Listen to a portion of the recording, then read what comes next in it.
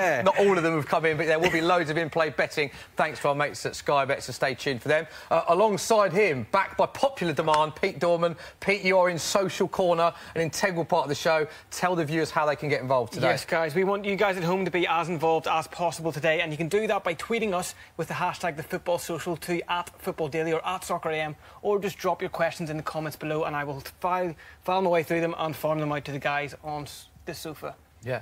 Great stuff. And next to him, Chris Hamill in his own chair, the armchair fan. Chris, you're watching the 4 other games. What are the 4 games, mate? I feel like a Bond villain in this. I feel like I've said that already. Recycled banter. Yeah, yes, I'm checking out Brighton versus Wolves, Fulham versus Bournemouth, Southampton versus Newcastle. Fully expect that one to be a ball draw, and Watford versus Huddersfield. Ooh. So some attritional ties. You might not hear a lot from me, but I like the sound of my own voice, so I'll interject anyway. Which one are you most looking forward to out of those 4?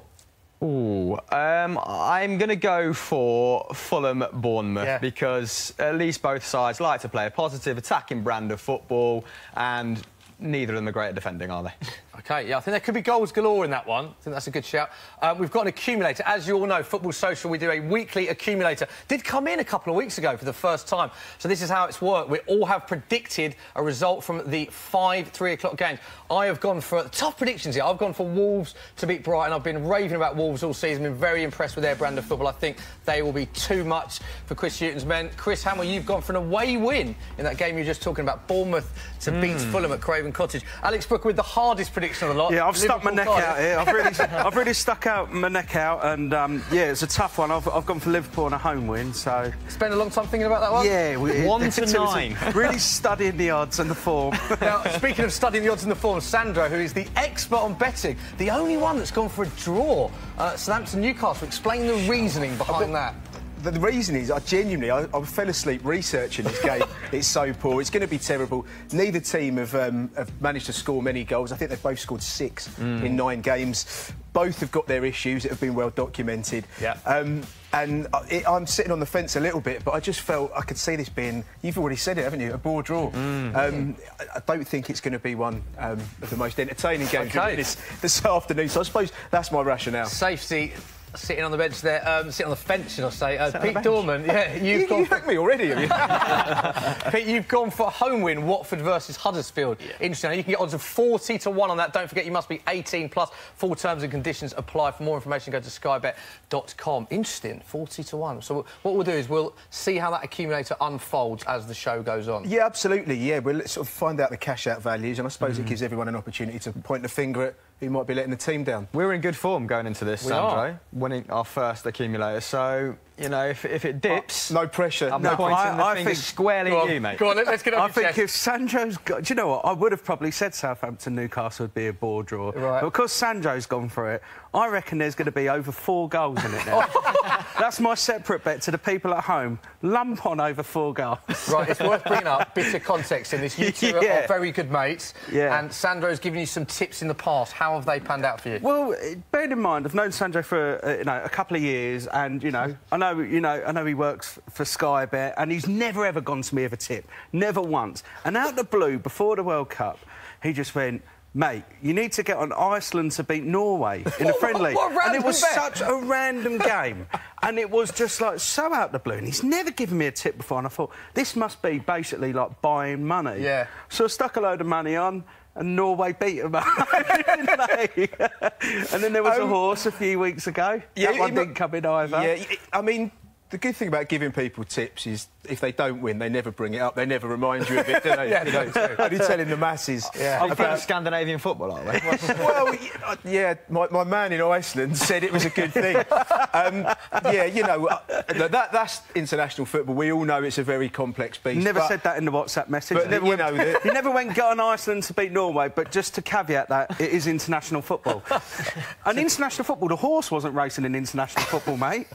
How did that do, incidentally? Come in. It came second. Yeah, more seconds than Oxfam that day. But look, today's another day. We're back to the you know, the everyday, the bread and butter of domestic football, and I'm confident. Clever way to move the chat on from that. We can have a look at the team news. The teams are in for Liverpool against Cardiff, which, don't forget, is our feature game. Here is the team. Alisson in goal, Trent Alexander-Arnold, who you just took out of your dream team, didn't you? Yeah, I took him out because he's not played the last couple of games. Put Joe Gomez in. Where's Joe? Well, Trent Alexander-Arnold is playing and Joe Gomez isn't. Dejan Lovren and Virgil van Dijk, who's had a fantastic season at the back with Moreno. The three they go for in the middle today is Wijnaldum, Fabinho and Adam Lallana. And, of course, the front three is Mo Salah, Firmino and Sadio Mane. Let's go to Social Corner, because I know that there's been a lot of positivity about Liverpool this season so far. Any questions about Liverpool, Pete? Yeah, there is a very interesting question here from James Tomo, who has said some papers have been reporting that Salah is unhappy at Anfield and that Real Madrid are going to table a bid for him in January. Will this happen and will it be a good move? Ooh. What do you think, Alex? If I was Salah, I personally wouldn't go there. Not yet. Not in January. Because, you know, Liverpool are in with a decent chance of winning the title. He did so well there last season. They're a massive club. Real Madrid are a mess at the moment, from, like, you know, with the board and with the managers probably going to go. If I was him, and also, like, Liverpool's an amazing... I went to university in Liverpool. I think it's the greatest city in the world, so I'd stay there. It's not quite Madrid, though, is it? What's that? I've never been to Madrid, mate, so I'm just going on the knowledge. Did they do £1 Jaeger bombs in Madrid? No. No, they we're don't. with Alice on this. Yeah, Good first have you ever had a question, turbo shandy?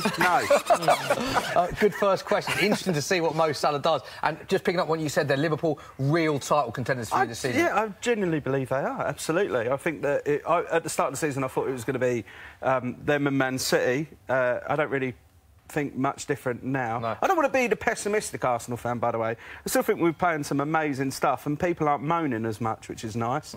So, yeah, but I think that Liverpool have got to be in with a chance. Yeah, definitely in with a title chance. Let's have a look at the Cardiff team. Cardiff team is in. They've got a lot to do. They're interesting hearing Neil Warnock's comments before the match, saying it's all virtually impossible to beat this current Liverpool team. They've got with Neil Etheridge in goal, Ekwil Manga, Morrison, Sol Bamba and Bennett at the back, Junior Hoylett, Camarasa, Gunnarsson, Murphy, with Bobby Reid behind Patterson.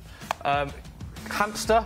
Interesting, Neil Warnock's comments there. Cardiff, do you give them any chance today? They did win last week. So you didn't want to ask me about Real Madrid versus Liverpool, but you've come to me with the Cardiff team. You've stitched me up good and proper there, mate. I know that your knowledge of Cardiff is excellent. I was actually pretty impressed with their 4-2 victory over Fulham last week. But I think that says more about Fulham's defending than it does Cardiff's attack necessarily, because Fulham are conceding about 17 shots per game at the moment, which is the second worst in the league after Burnley.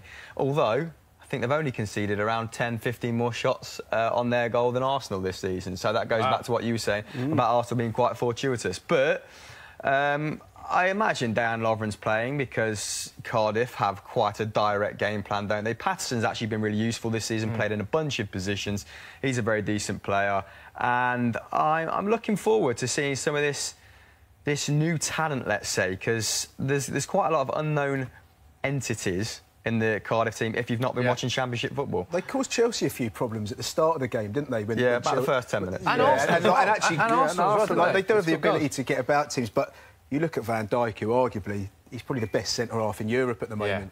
You think they'd have enough about him, and if they nick one, I think you'd probably still fancy Liverpool to get interesting. Neil Warnock makes just one change. Junior Hoylett replaces Harry Arter, who is, of course, injured, if you're wondering why Harry Arter's not playing. Liverpool, interestingly, 6 changes from the side that won at Huddersfield last weekend. Fabinho, Wijnaldum, Firmino, Mane, Moreno and Alexander-Arnold all returned. So 6 changes, a lot of changes, but it does go to show how much strength in depth Liverpool have. Now, one other thing that we've done, Hamill... apparently Klopp was waiting to blood Fabinho into the side, waiting for his English to get better before he put him in the team. Really? Which was, I thought, quite interesting. But moving on, quickly. And on the subject of Liverpool, we've actually done another betting element to the show. So what we've done is we've all picked how we think the game is going to unfold. So we put a bit of money in each. Now, if the scores are the same, so, for instance, Sandra and Chris have gone for the same score, and if that comes in, it then goes to the first goal scorer. It then goes to the first goal minute. So Chris has gone 4-0, Salah first goal scorer, 8 minutes. Alex Brooker has gone 2-0, Liverpool, Salah first goal scorer, 33rd minute. Sandra, you've gone for 4-0, Mane after 18 with the first goal scorer. Dorman, 3-0, Mane after 19 for the first goal scorer. And I've gone for 3-1, Mane first goal scorer, 12th minute for the first goal. Mane, lads? If anyone can understand how this works, Sandra, this is where you really come into it in terms of who is winning this bet. It hopefully will be the score that decides it. Let's hope so. And what happens if none of the scores come in? I don't know. I don't know. We're all pretty poor judges. And I do like to think I'm bringing slightly more than just being some sort of, like, quasi-referee Yeah. sort of rule book reg. But, yeah, look, I think everyone's in agreement it's going to be a convincing Liverpool victory, isn't it? Yeah. They haven't lost at home since 25th of April, 7th, Amazing, 2017, amazing one at Incredible, home. incredible. Yeah, these are the scenes at Anfield. There's Jurgen Klopp, Virgil van Dijk, captain the side, leading the teams out. Liverpool against Cardiff. Massive game for Neil Warnock's men off the back of their first league victory last week against Fulham. All of us strongly think that Liverpool will win that one. But let us know what you think in the comment section, if you think Cardiff have any chance and who you're going with for first goal scorer. These are the scenes at Craven Cottage. Fulham v Bournemouth. Fulham looking to end a run of 6 Premier League games without a win, as Jokanovic names 3 changes to the side that lost at Cardiff. Sergio Rico starts in goal, whilst Timothy Fosu-Mensah and Aboubakar Kamara come in for Callum Chambers and Stefan Johansson. Eddie Howe names 1 change as Bournemouth look to extend their unbeaten run to 5 games in all competitions. It's been a great start to the season for Eddie Howe's men. Charlie Daniels returns to the side for the first time since August. He replaces Josh King. Should be a good game, that. Fulham-Bournemouth. We're expecting a lot of goals in that. All of us have predicted goals. Probably end 0-0 now that we've said that. These are the scenes at Vicarage Road. Watford's 2-0 win at Wolves last weekend was their first win in 6 games in all competitions, and they are unchanged, unsurprisingly, for today's visit of Huddersfield. Holebas and Cabasele are back on the bench following suspension, but captain Troy Deeney remains unavailable due to that hamstring injury. Isaac Mbenza is Huddersfield's only change from the side that lost at home to Liverpool. David Wagner's side still looking for their first Premier League win of the season. Yeah, dreadful start for Huddersfield so far.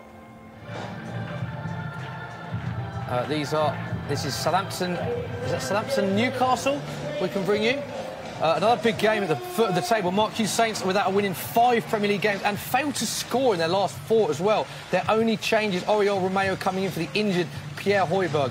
Newcastle, where do we start with them? It's been a disaster. Rock bottom of the table, not won a single game, pointless at home. He is still looking for his first Newcastle win this season, but he names an unchanged side to the one that lost at home, disappointingly, to Brighton. Huge game for Newcastle. And this is the scenes at Brighton against Wolves. 38 years since Brighton last won 3 consecutive top-flight games. And with that feat in mind today, Chris Hughton names an unchanged side to the one that won at Newcastle last weekend. Glenn Murray, great to hear he's recovered from that nasty concussion he sustained at St James's Park, and he retains his starting place, of course. Defeat home to Watford last weekend has led to Nuno Espirito Santo making a change to his starting lineup for the very first time this season. And it is their record signing. Adama Traore starts in place of Diego Jota, who drops to the bench. About time he's made a change. And an interesting hat there as well, we see. Big game for Wolves.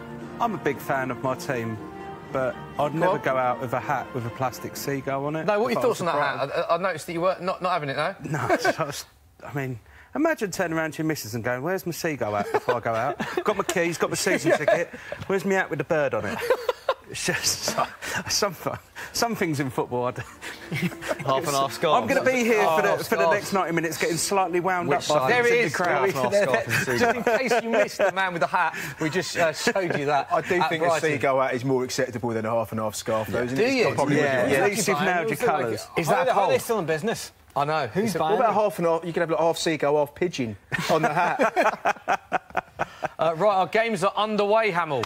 They have kicked off, mate, yes. All of them kicked off? 1 minute in, I can confirm all of them have kicked off, and Bournemouth already in Fulham's penalty area. Quelle surprise, because they are absolutely terrible in defence. Like we've already stated, Jokanovic keeps pushing those full-backs up the pitch, come home or away, doesn't he?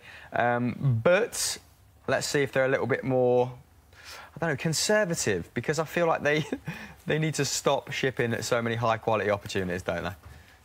Oh, here comes Mark, the floor manager. Here he is. Lovely. A round of applause for Mark, the floor manager. Cheers, There thank he you, is. mate. Thank you very much. This is thank you, warm. Mark. That's great. Said ice cold. What's going on? Thanks, Mark. Good to see you. He makes a regular appearance in every show. So it's good to see you again. Interesting, we spoke about Mo Salah early on in the show. Scored his 50th goal for Liverpool on his 65th appearance for the club against Red Star Belgrade in midweek, becoming the quickest player to reach 50 goals in Liverpool's history. Interestingly, Salah to score and Liverpool to win 5-0 is 12-1 with Sky Bet. Don't forget, it must be 18+. Full terms and conditions apply. Interesting. I'm just pleased I managed to open my can myself. So it'll be small victories for me today over the course of the games. Oh, Mark's back. There he is. He's just not content with coming into one side. Thank you very much, Mark. Liverpool v Cardiff. Yeah. Cardiff. Any hope for Cardiff to win this, Alex? For you? I don't think so. By the way, on the accumulator, I didn't know we were allowed to go on the same scores. So I originally wanted 3-1, but I saw you had it. Right. So I went for 2-0 because I actually think Cardiff might nick a goal. Yeah. A little. See, I think a little set piece, Cardiff. I can see them nicking one, a header. I didn't think they were terrible against us by any stretch of the imagination. So, and they won last week, so they will have a bit of confidence. Yeah. Well, it's no goals so far. We're only 3-4 minutes into all the games. All our games have kicked off. No goals so far. Sandro, let's come to any in-play betting going on. I don't know how, but Liverpool have managed to get shorter within the space of about the first minute of the game. So I don't know if that's a reflection of just how badly the Cardiff are playing. But let's be honest, you're not going to get rich back in Liverpool to win a game at 16-1 on, which is what they are now. Yeah. Of course, you're going to be looking at the goal scorer market. So Mo Salah 9-4 to score the first goal. Bobby Firmino 4-1 and Sadio Mane also 4-1. Maybe if you fancy something a little bit different, maybe those odds don't appeal. You've got maybe Dejan Lovren 28-1, Virgil van Dijk 16-1, but it's the goal scorer markets, the correct score markets, I think. What's Alexander-Arnold for first goal now? I've taken him out of my team. He's a 28-1. Oh, is he? 28-1. Yeah. On that subject, interesting price boost on your screen right now. Liverpool to win 3-1 was 10-1. It's now 11-1 with Sky Bet. Interesting price boost there. Hamill, I know we're early on. Interesting to see Traoré starting. Nuno's first change to the starting lineup all season. Yeah, and you can see why he'd go for someone like Traoré against Brighton. Very porous defence. They were very, very fortunate to escape with the 3 points last week, weren't they, against Newcastle? Yeah. And if you're Rafa Benitez and you see you're at the foot of the table, your team are goal shy, but you're still producing 27 shots against someone like Brighton, putting 6 on target, and you're losing 1-0. You must just be thinking, the football gods are against me here. Huddersfield, I think Berem Kayal scored the goal, the defensive midfielder at St James's Park. Duncan Duffy were absolutely brilliant on the day, so they've been riding their luck of late for sure. I think up there on 13 points maybe. Stress how bad they were. I think they'll have more than enough in their lockout to dispatch of Brighton. Saying that, promising attack here. Yeah, Brighton on the attack. Ooh. And Glenn Murray has recovered from that nasty head injury, hasn't he? And he's their only source of goals. Knockaert, their most creative player by far this season. Couple shots on target, a couple shots per 90.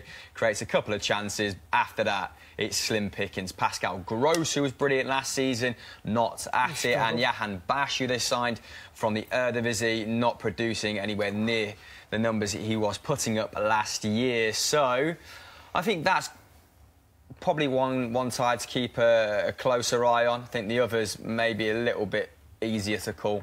But yeah, what have you made of Wolves at the start of this season? Because they've sort of captured the hearts and minds of the neutral, haven't they, by playing competent football? Yeah, I like Wolves, but they've spent a bit of money as well, haven't they?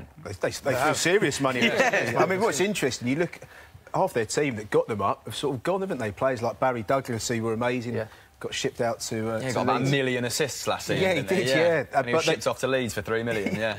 But they've replaced quality with even better quality. Yeah, exactly that. They? I think the difference as well, because obviously everyone talks about the amount of money both Fulham and Wolves spent coming up. I mean, Fulham spent in excess of 100 million for a promoted club, which is unheard of. But for me, Wolves have kept the basis of their team and strengthened where they've needed to. I look at Fulham spending, and they didn't invest in defenders. They just spent a load of money on midfielders. For me, they haven't really invested in the right areas.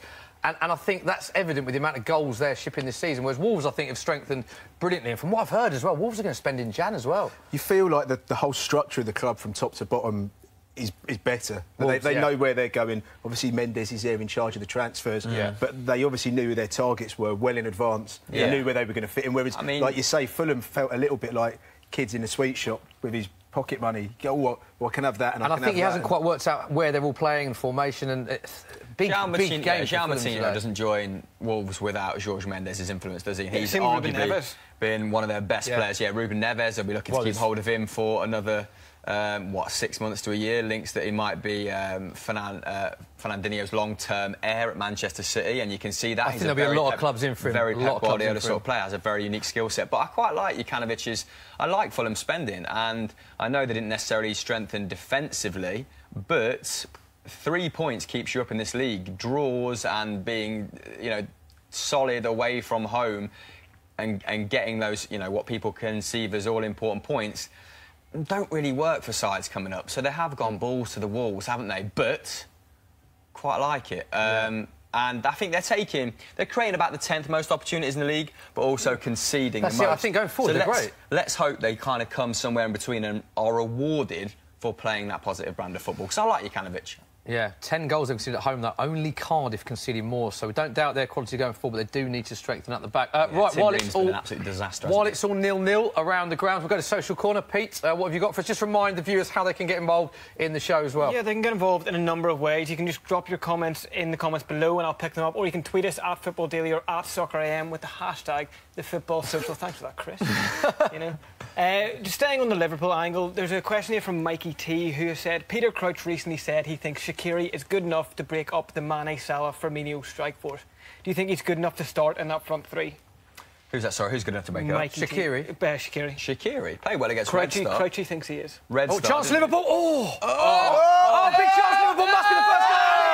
First goal. How many minutes? Because that's got to be close to 8. I'll tell you what, Mohamed Salah has scored the first goal. And I've said Salah. Liverpool 1, and Chris Hamill had it. It's Liverpool 1. 9 minutes! Cardiff. Get in there, boys. Come on. We'll have a look at our predictions very shortly. It fell to so many players. It was only a matter of time before that hit the back of the net. Liverpool 1-0 up already. Well, then, I've called it. What a good start to the day.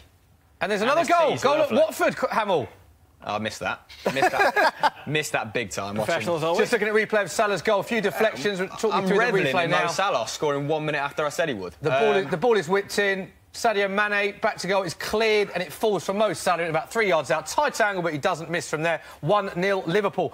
Goal at Watford. Yes, Hamill, it appears to be Pereira. What a goal! He looks like he's just waltzed through that Huddersfield back line, and like we said at the start of the game. I mean, it's a nice run. He's ran in a straight line. That defending is pathetic. Pereira's obviously been one of Watford's better players at the start of the season, but that is truly Henry slowly reminds me Liverpool. You know, one of these really bad football films. Yeah, it's got. You look at it. That reminds me of FIFA on amateur mode. The defenders run away from you.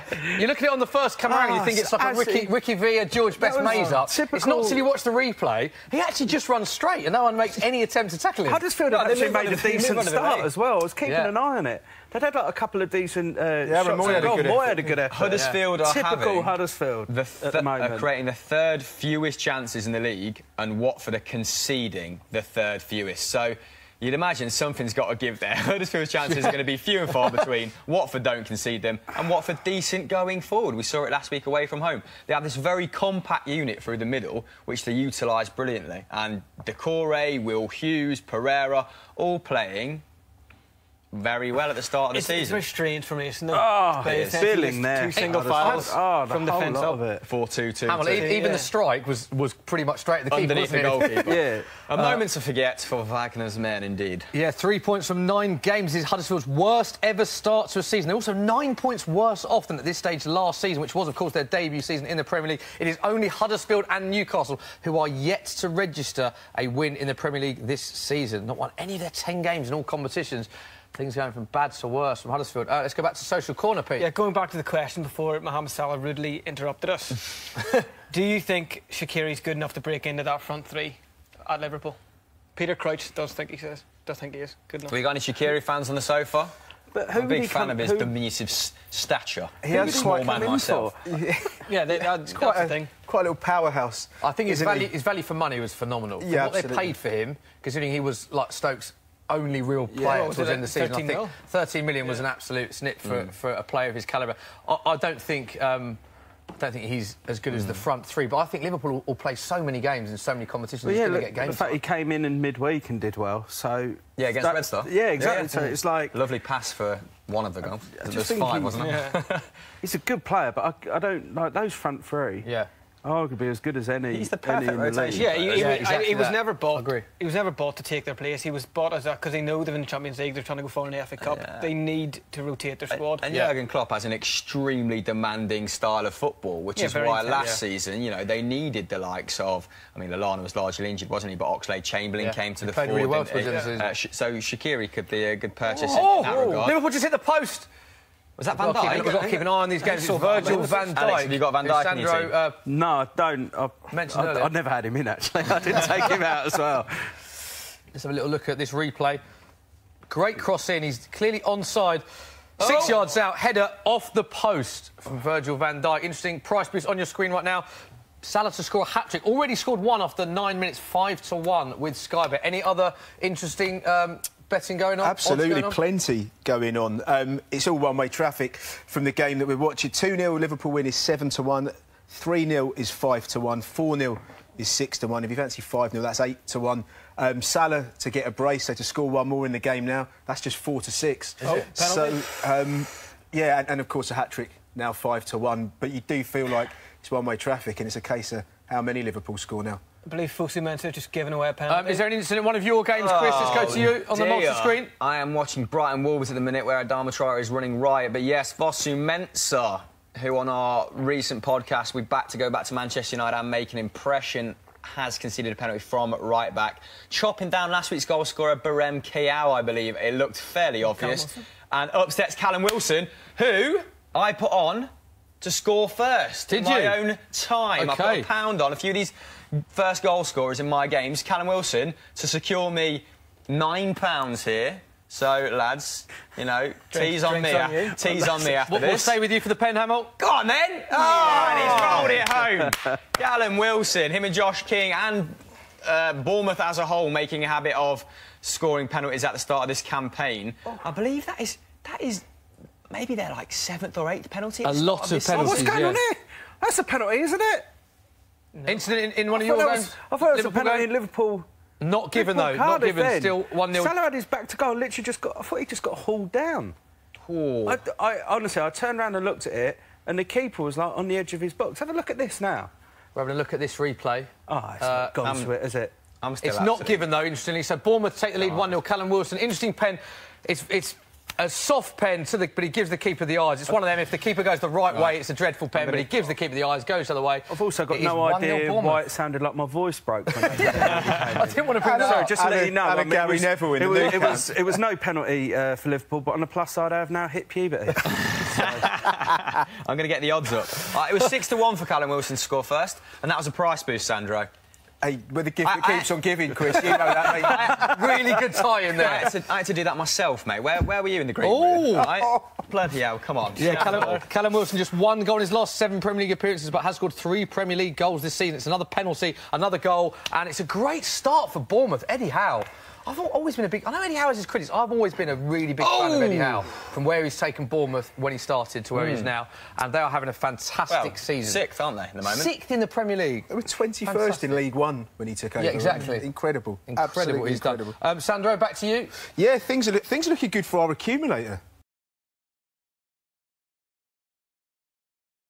The accumulator currently that we have is... a draw in the Southampton-Newcastle game. Yep. Liverpool to win. Thank you very currently much. 1-0 up. Tough on that one, wasn't it? Liverpool to win, currently 1-0 up. Watford to win, 1-0 up. And Bournemouth to win, 1-0 up. And we're just waiting on Wolves as it stands. So if you had a bet on that, for every £1, you can now cash out for £2.07. Look at that return. So it's not going to make you a millionaire, but it is going to double your stake if you want to cash out. But I don't like that, Sandro. You're like Adam Lafondra back in the day. Straight off the bench. For Reading, results. Yeah. You don't strike me as the sort of guys that are going to cash out just to double their profit. No. Absolutely not. That is a big part of it. Cashing out is always a tough decision, isn't it? What should we be thinking of if you're thinking of cashing out? Like, how do you play that? How do you take the emotion out of it, mate? Yeah. Give us the expertise behind it. So I think you've got to ask yourself a couple of questions. First of all, is there an amount of money that you'd like to take out of the bet before? So before you've even placed a bet and you don't know that any goals have gone in, say, for example, you've had £1 and you'd be over the moon if you could get £10 profit. Yeah. if it gets Walk to that, away. yeah, if it gets to that point and that's what you've decided, then take it out. Try and but at least in that sense, you've removed all the emotion. You haven't factored in what's happening during games. Alternatively, if you're the other mindset that maybe you're happy to lose the money, you're happy to lose the £1, and you'd rather lose the £1 and give yourself a chance of winning 30, then you wouldn't cash out. But I do think you can start to drive yourself slightly bonkers during the 90 minutes of a game of football if you continue looking at your cash-out value and continue looking at the game, because if you don't do it, you'll beat yourself up. If you do it, you beat yourself up. So I think... Whatever you can live with. Yeah, exactly. Set the parameters before you have the bet at the start of the game. I remember there was this one game where Iceland played Norway, and I think Iceland went 1-0 up, and never had that sort of advice on cash. Now, was this a penalty? OK, this is the replay of Liverpool's penalty incident. So Salah is through on goal. Etheridge comes out of the box, does well not to it. handle it there. Trent Alexander-Arnold plays a long ball back into Salah, who's in the box. He's thrown to the ground. That is a penalty. I have to say, Alex, you called that straight away. Yeah. That is a penalty. The question for you, do you think that Salah's reaction hasn't helped him because he's a bit over-dramatic? No, I just think he got pulled down. It was a penalty, wasn't it? Yeah. But sometimes referees say that if the player is second goal at Watford overanalyzing it or throwing themselves to the ground, it's not given. But for you, definite penalty. Yeah, 100%. OK, goal at Watford. Hamill. Second goal, mate. We're just going through it now, but... ironic, there's been a penalty incident in the Liverpool game because we've just had a handball in the Brighton game from a Wolves shot, and Kamara for Fulham has been booked for diving. And oh my goodness gracious, that goal from... Was that Deulofeu? Oh, he's rolled back. I mean, he's still only 24, but he's gone back to the Mazia with that finish. That was absolutely... Should the keeper save that, Hamill? No. I mean, he's not curled it, has it? Because it's his right foot. He's bent it into the side netting, and the keeper's gone to ground very early. And it's gone over the top of him, but...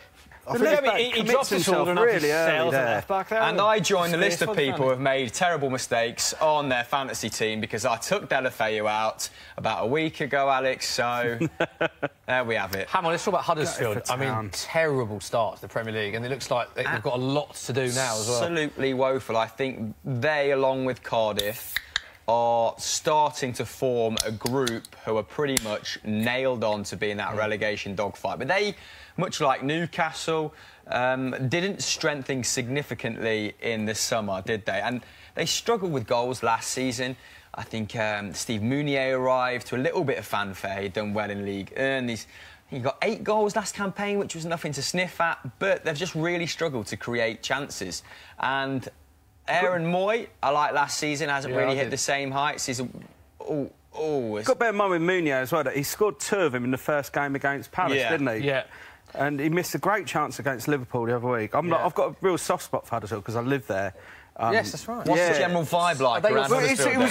It was amazing when they went up. Like, I was in the Huddersfield end for the playoff final against Reading. It's the best atmosphere I've ever been in any game. My mates who are Spurs season ticket holders go to every away game say the same thing, that Huddersfield away was their favourite fixture last year just because of the atmosphere. The Kirklees? Yeah, it's a brilliant fixture and it's been great for the town, but...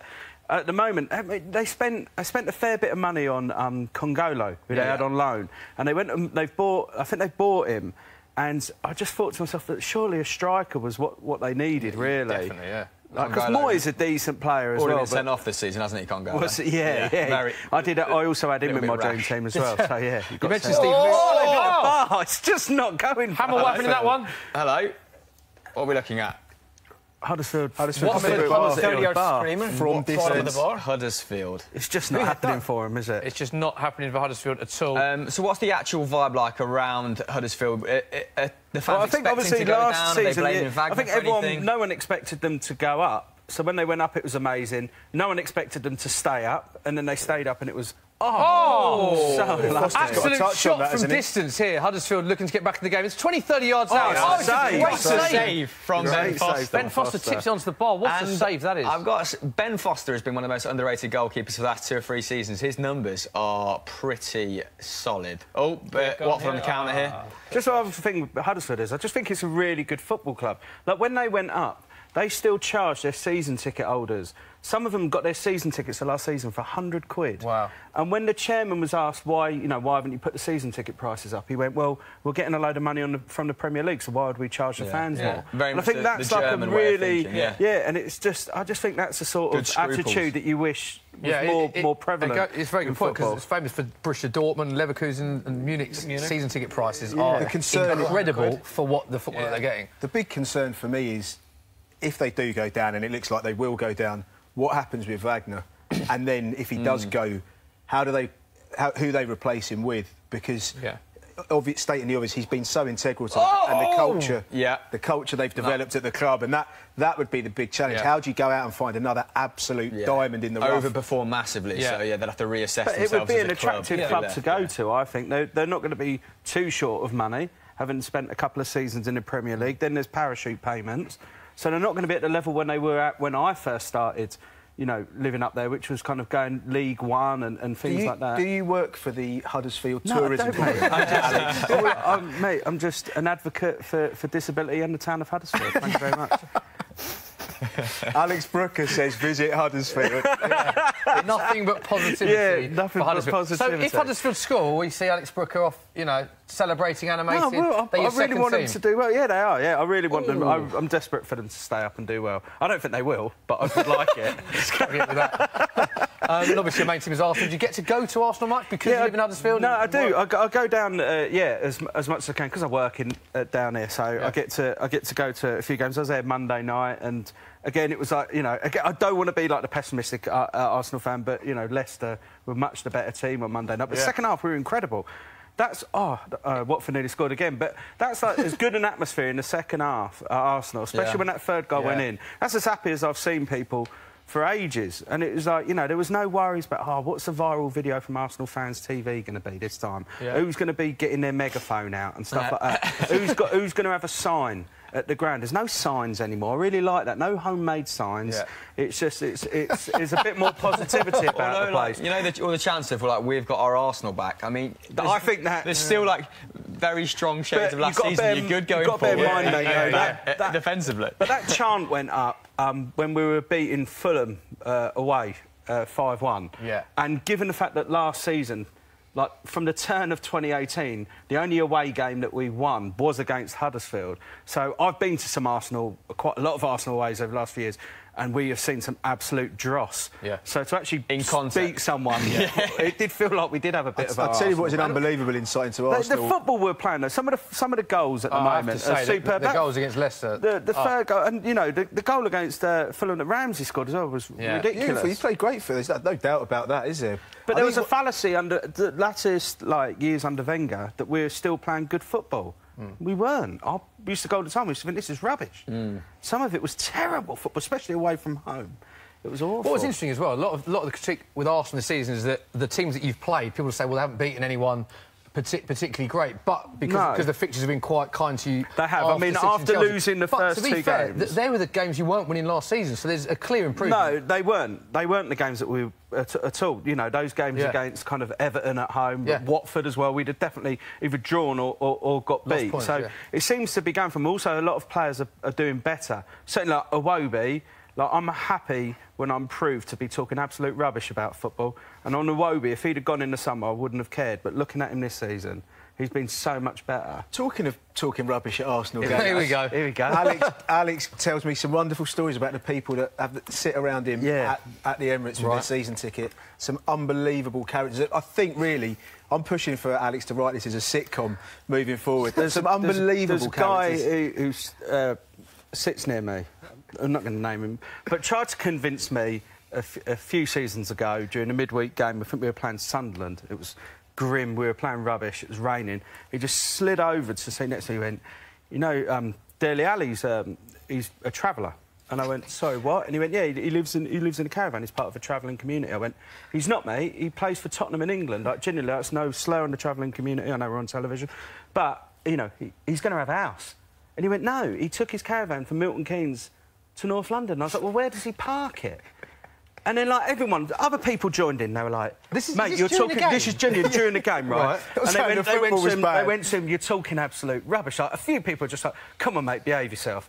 like, people thought that he'd had a couple of drinks. I don't think he had, which was worrying. Right. Anyway, he goes, do you know what? Yeah, you're probably right. Slides back over, and then about 10 minutes later, there's another break in play, and he comes in and goes, sorry, fellas, I didn't tell you. It was a 2-bedroom caravan. And it was. Some of the things I hear, it's my favourite thing, and the game was so I just love the fact it's during the game. During the game, honestly, yeah, but it was like, yeah, some of the stuff that gets talked about, like, first game of the season against City. I'm sure he won't. But he went to me during the middle of the game. He just went, yeah, same guy. During the first game of the season against City, we'd just gone 2-0 down, and he went, yeah, I tell you what though, I'll never get over that fact that Honcho should have been sent off 2001 Cup final. And I was like, I mean, it was 17 years ago. I was upset. Don't get me wrong, I was devastated. It was my first Cup final that I'd been to live. I was devastated, but I made my peace with it. I mean, it's only the first game of the new season. Like, you know, maybe like a Europa League game towards the end. Qarabag at home. Maybe throw that in the mix. Yeah. But come on. I love the fact that he just keeps sliding over to you to go. Yeah, it does. Yeah, I know. Yeah, a good 5 minutes to realise you were talking about Stefan Honcho then from Liverpool. Like, yeah, I know. Yeah. What? Who? Yeah. Oh, how old were you when that? 2001. Yeah. 10 probably. Oh, dear me. Yeah. I mean, there's definitely, as we you progress were down the sofa, we have a different sort of... different memories from different periods, let's just say. That's the respectful way to... Those of us that still have our memories, of course, Chris, you know. I'd like to see that sitcom. So I know, yeah. Do you know what? It'd be genius, I wouldn't mind to, yeah. Somebody, there was also like an argument with people because somebody was like having a go at Peter Cech, and it was like the 7th. It was like in the first 20 minutes of the first game. Yeah, I think Leno's done all right since he's come in. Yeah, he's been decent. Interesting to see what'll happen when they're both fit. Will he stick with Leno? Do you think Cech will come back in? I think. Oh, Huddersfield might have a chance here. Get your shot away. Oh, another chance for Huddersfield. Aaron Moy on the edge of the box, and I've got to say, Fulham are riding their luck at the moment with Bournemouth, and nothing of note has happened in Southampton versus Newcastle, at least from the fragments I've been watching. But still, Brighton well under the cosh here, Wolves pinning them into their final third. Raul Jimenez. Chance for Newcastle. Oh, here we go, and Southampton clear. And it's clear. With consummate ease, in true Mark Hughes style, by pumping it down into a central area. Look at that. Look at that football on display. That's gone into Rose Ed. Pete, social corner. Yes, there's actually a question here from our very own Zach Jalab. Get in there, And he's asked, after scoring a hat-trick on Thursday, should Loftus-Cheek be starting for Chelsea this weekend? Good question, that. Good question from Zach. Chelsea fan? Yeah, it's an interesting one, isn't it? Because... Are you? You're a Chelsea fan? I am. He's made the decision to stay, isn't he? Sarri said he'd like him to stay. He didn't have a full pre-season, obviously, as a result of the World Cup, which I don't think helped him massively. And then ultimately, there's some very good players in front of him. He's had his opportunity. He's taken his opportunity. I don't think he'll play. I think there's only 62 hours between the game they played Thursday night and the game they play tomorrow. But all he can keep doing is taking the opportunities, and maybe he'll get the chance. Like Ross Barkley, another young English player who stayed there this summer and has taken his... not as good, in front of him. That must be quite disheartening. But again, Barkley's taken the opportunity and sort of grabbed it with both hands, I'd say. I mean, Sarri said that the reason he's not playing is because tactically he doesn't fit into that 4-3-3, and Chelsea probably have the best midfield three in the Premier League at the moment, don't they, in terms of being well-balanced, complementing each other's skill sets. I'd say the weakest area, and this might be controversial, is probably Kante in terms of his effectiveness this season. Don't get me wrong, he's still the best defensive midfielder in the world. He's been pushed forward. But he's playing that Alan role, and Alan was sort of box to box, put up massive numbers on the attacking end and defensive end for Napoli last season. But it's definitely a gear change which appears to be to Kante's detriment, doesn't it? He's still averaging a decent amount of shots per game. I think it's 3, which is by far and away his most productive season in front of goal. But he's been taken out, or he's been like chopped and changed, actually more so than Jorginho and Kovacic, who appear to be a little bit more important to Sarri's philosophy. I agree. I just wonder whether maybe it's worth playing Loftus-Cheek as a number 9. I think because Morata has got serious problems, and both doesn't look like he wants to be there mentally or physically. Issue with Morata, isn't there? Giroud's done a great job, hasn't he? But, you know, why not? I think Conte said it when he was in charge, that he felt Loftus-Cheek's best position potentially was as a number 9. Well, like a false 9 or it's just an out-and-out 9? That's... I think Conte just said as an out-and-out 9. Yeah, physically, he's got quite a lot of that. Did you say that, was it 62 hours between the... That sounds like something you're going to bring up as an excuse if they get beat. Well, it was only 62 hours between the games. What are we meant to do? You know, the fixture list is against us, so...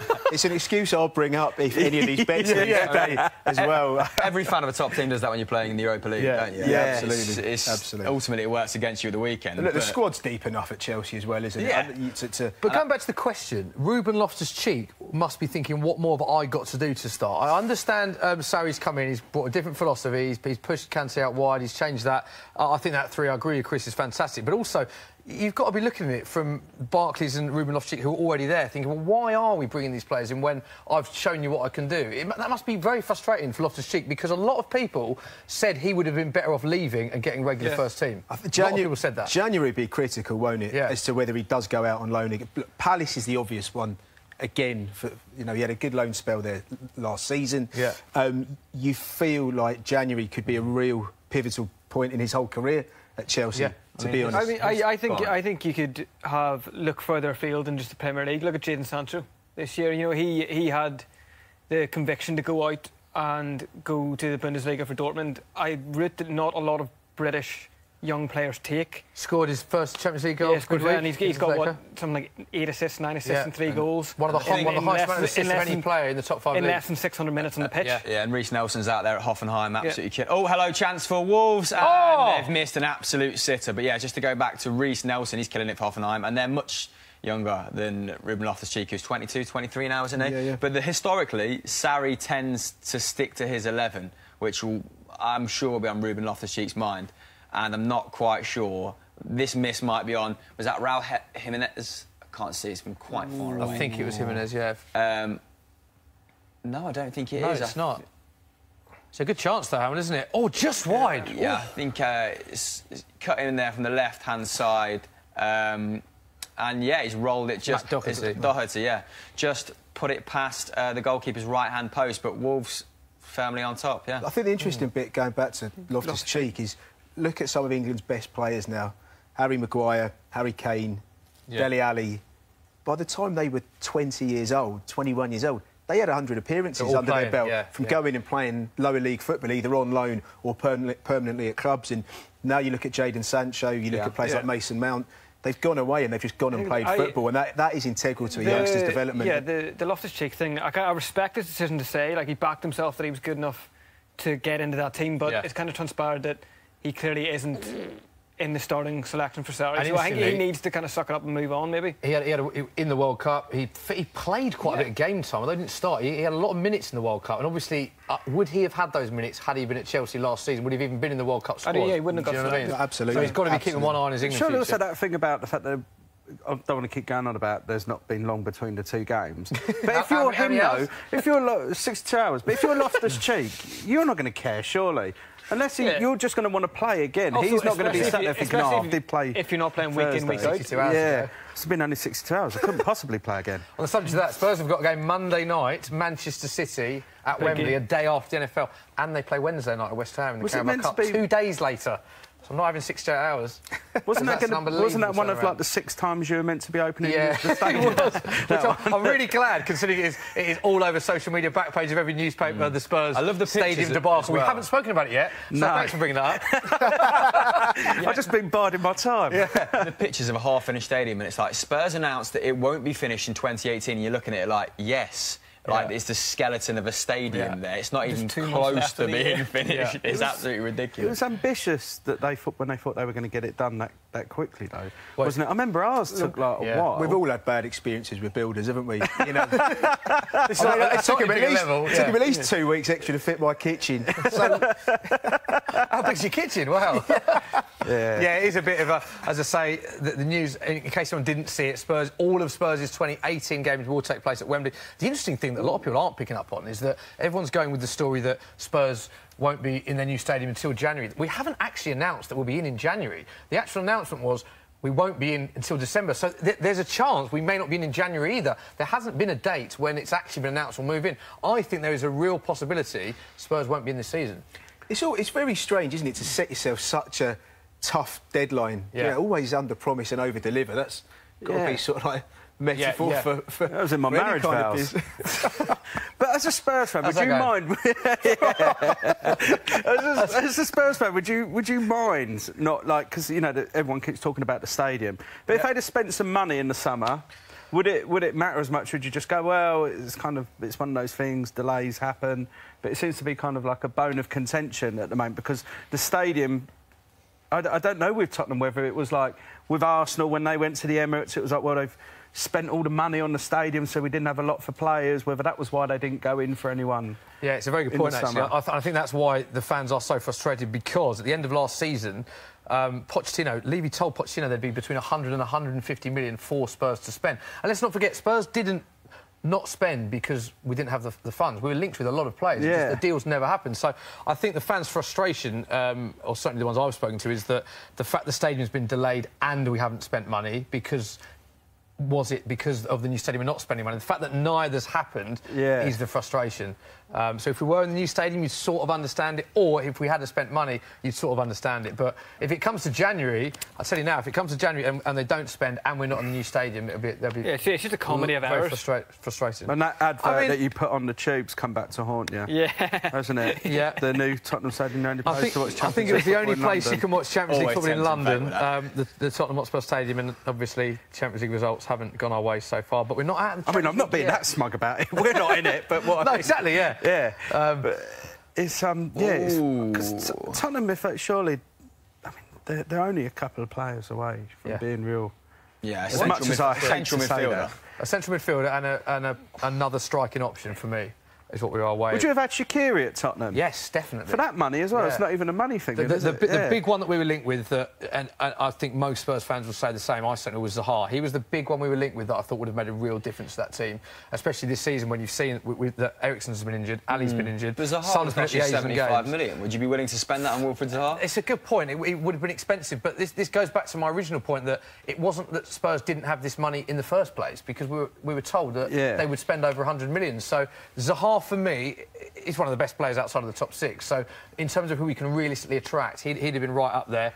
And I think Spurs could have potentially got him as well. That's the frustrating part. I think you're all right in wide positions. Like Zaha, yes, his take on numbers are really good this season, but in terms, and he's Palace's top goal scorer, but in terms of his overall effectiveness, it's largely inconsistent. You've got so I'm trying to watch 4 games at the same time as well as Lucas Moura, obviously, who's... I'm a big fan of Lucas Moura. Who's been great from a wide position. You've got... that's just hit the foot of the post there. Southampton and Newcastle, by the way, just a game of who can bombard it into the box the most at the moment. Whereas some decent football going on in the Brighton Wolves game. I think you need to, going back to Tottenham, you need to find a long-term replacement for Moussa Dembele in central midfield, don't you? We discussed this before, but you've got Eric Dyer in central midfield, an aging Moussa Dembele.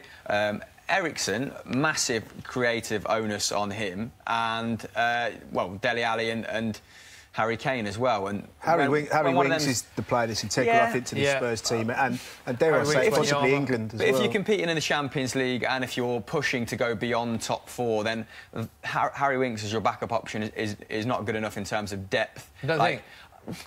He's a fine player, and I really like big elements of his game. Very strong technically, very comfortable on the ball, a good pass, a good short game, good range. But if Tottenham want to take it to the next level, then you need to invest quite heavily in pivotal positions. Like Pochettino has cut the most. He's got a really frustrated figure this season. This is the most cagey I've ever seen him at post-match press conferences, and it appears to be getting to him, this lack of willingness to partake in spending big. Yeah, I think there's that window between Spurs actually investing in big players and the big players they currently have moving on. That window was shortening and shortening. At least you've got a couple of big stars down. Well, interesting on that note, though. Of the big stars, Dele Alli? Well, I was going to say Pochettino.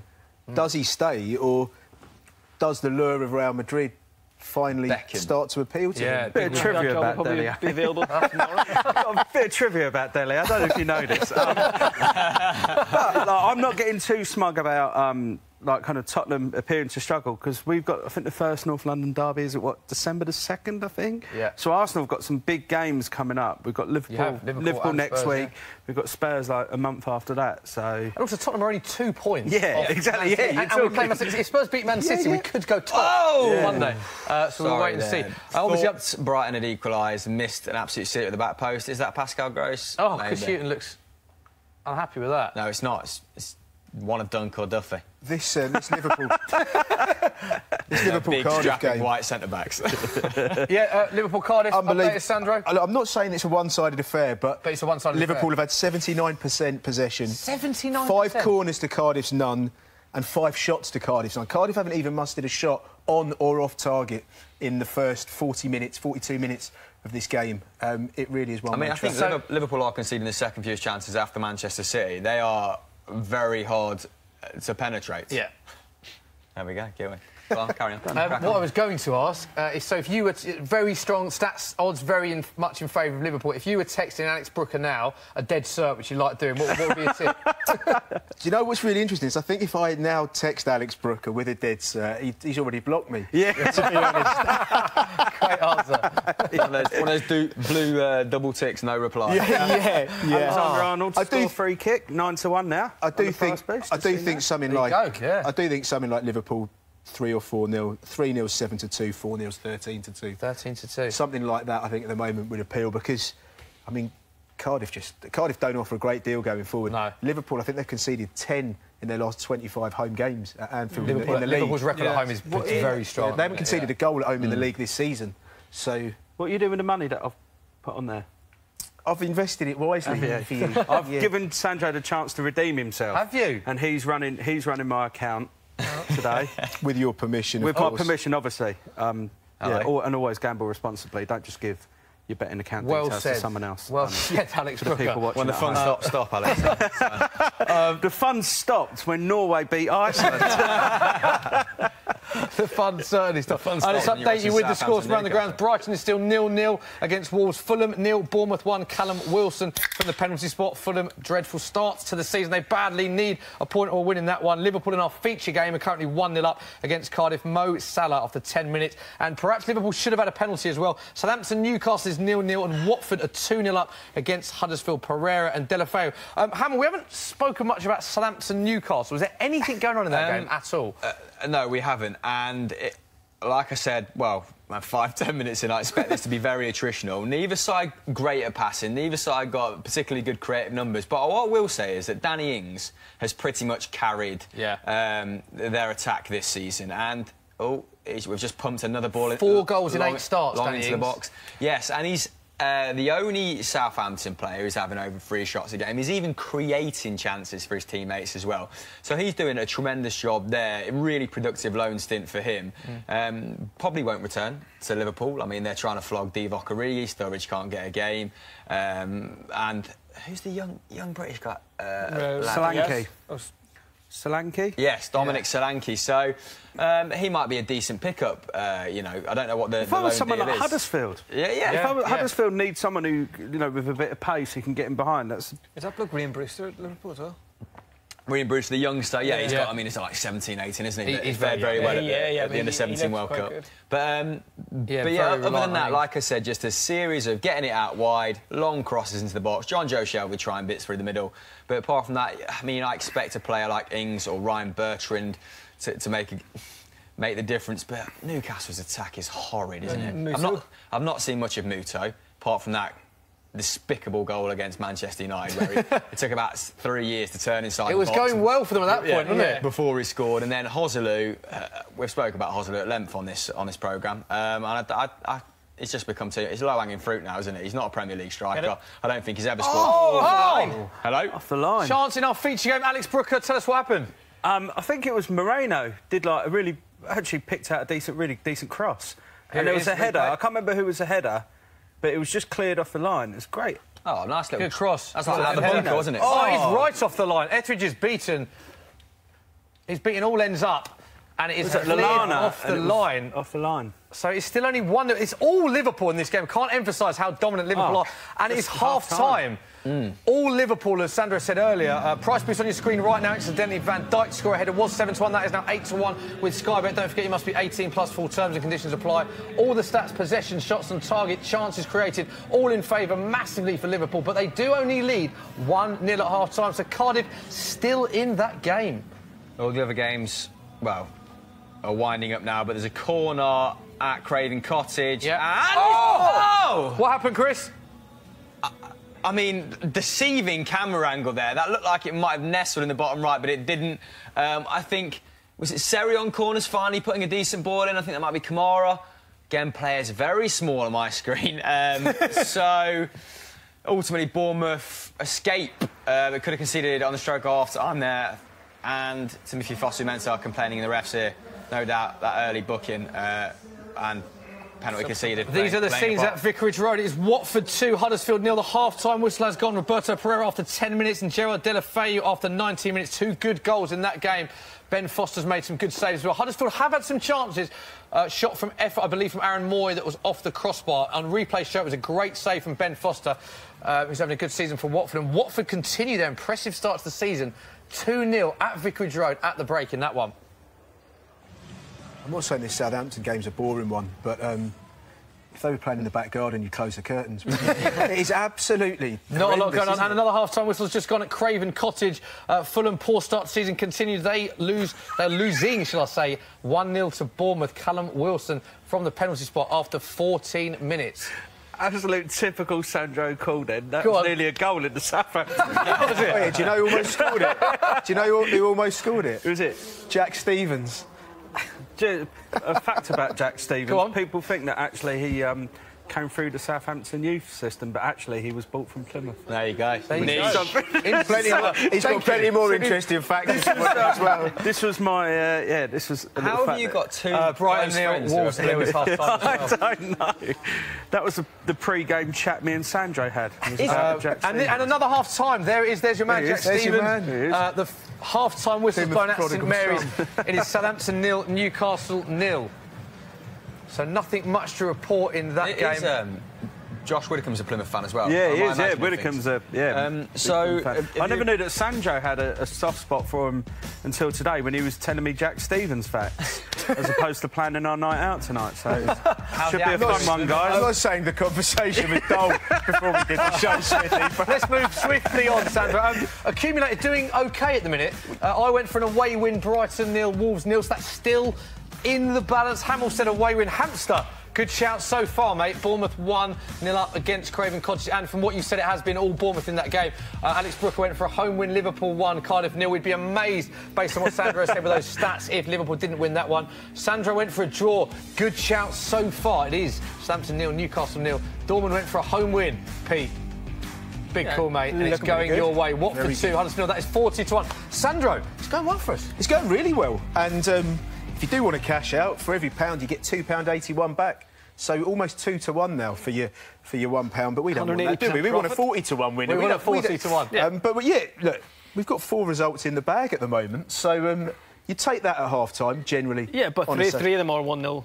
Yes, and we all know Pete's just killed him there. That's the difference. I'm a half-full kind of guy, Pete, at the end of the day, you know. But I am Football Daily's most disagreeable man.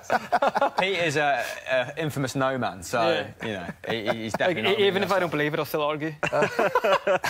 We will be updating the accumulator, of course, later on, after the full-time whistle have gone. So all of our 3 o'clocks are at the half-time stage, which means we can now see what Alex Scott got up to when she interviewed Mesut Ozil early on in this week. How would you sum up the start to your season? I think it's going well. We are in the 4th position, so we know we can reach more. So my thing is on the pitch to show my potential, to help my team, and now it's going well, especially with the goals, so I have to give maybe some more assists. But I think we have the potential to win something with the team, and hopefully end of the season we win some trophies with the club. Unai Emery's coming in. What has he changed within this Arsenal team and within the dressing room? So he's younger, and especially the Spanish guys want to make everything perfect. the team understands him. He shows us his character, how we want to play. Of course, we need time to understand everything, but it's going well. We're in a good way, and he's a very good coach. When you hear what the manager has said when he's spoken out, that he'd like you to be more dominant, how do you take that? You know what? I'm a very calm person, so of course on the pitch sometimes I get very emotional, because if I make mistakes or if I give a wrong pass, or because I want to make everything perfect. Yeah. But the coach wants from me that I give everything on the pitch, what I do. So I still work hard to reach my aims. It's interesting that you said about working hard, because I suppose a common criticism of you and this perception is that you're a lazy player. What do you say when you hear things like that?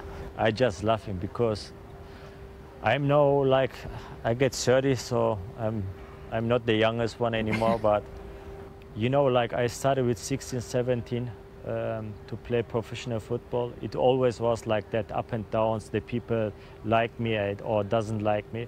I don't listen to them. Of course, if I play bad, I know that. But if I played good, so I know that as well.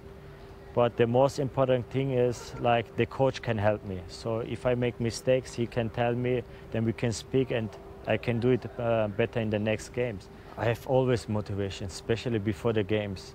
Like I want to win all the games, and I hate to lose. And I'm glad you already mentioned it. You have now turned 30. For you, what are your ambitions now going forward?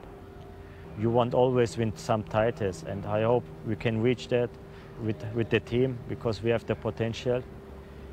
We are on the good way, but we know as well Premier League and other competitions are in front of us, and it will be hard, but we will give everything to reach our goals. Interesting there, Alex. Yeah. Mesut Ozil, when Arsenal weren't going through their best sort of period, shall we say, last season, he always seems to be the one that was criticised for his work rate. Do you think that was... he gets unfair criticism, or is some of it warranted? I think some of it is warranted. I think some of it has been warranted. There's been a lot of games when he's gone missing, but then a lot of them have gone missing in games. I think the thing with Mesut is the scrutiny's on him because, first of all, he's our playmaker, and a lot more is expected of him. Also, the fact they gave him that massive contract. They gave him that massive contract, and, you know, I know the team weren't performing well, but towards the end of last season, he wasn't great. Actually, this season, he's not been amazing. He looked better against Leicester the other night. I'm not one of those people who just dig Ozil out all the time, because you've got so many options to choose from at Arsenal. You've got Ozil, Xhaka, Mustafi. Why would you just dig one of them out? Such a positive you do know, there's like favourites. Go on then, dig some more out. There's favourites that people have a go at. It's like, you know, Bellerin gets dug out, and then like, you know, he's out of position, then he goes and gives you 2 assists.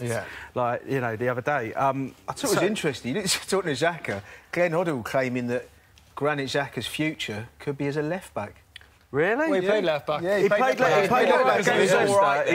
He wasn't 20 minutes. Yeah, he did all right against Leicester at left back. He wasn't as good in the week against Sporting, but obviously that's not his position. Also, did he start left back against Sporting? Yeah, he did. Yeah, he put in like one. Tackling's not his strong point at the best. On Ozil though, I think the frustrating thing is you can see that you know he can do it. But the problem with him is that he doesn't always. But when he's on form, like what he was second half, especially on Monday night, there's very few players better to watch. I don't think. Yeah. On that note, just heard Glenn Hoddle has been rushed to hospital today, so everyone, Soccer and Football Daily, wishes Glenn a speedy recovery. Hamster Ozil, what are your thoughts on Ozil? I know you watch a lot of him play. Yeah, do you think he gets unfairly criticised sometimes? I absolutely love him. I mean, when he's becoming a bit more of a specialist, isn't he? And when he's dropped into certain systems, it can leave him a little bit exposed, and he can become open to very gammony criticism. But he still, by and large, when he plays, does what he's there for, which is to create high-quality chances. Against Leicester, I like the fact that he dropped deep, and he did pretty much drag that Arsenal Yes, sort of midfield. He was driving forwards. And technically so good, isn't he? Oh, he's unbelievable.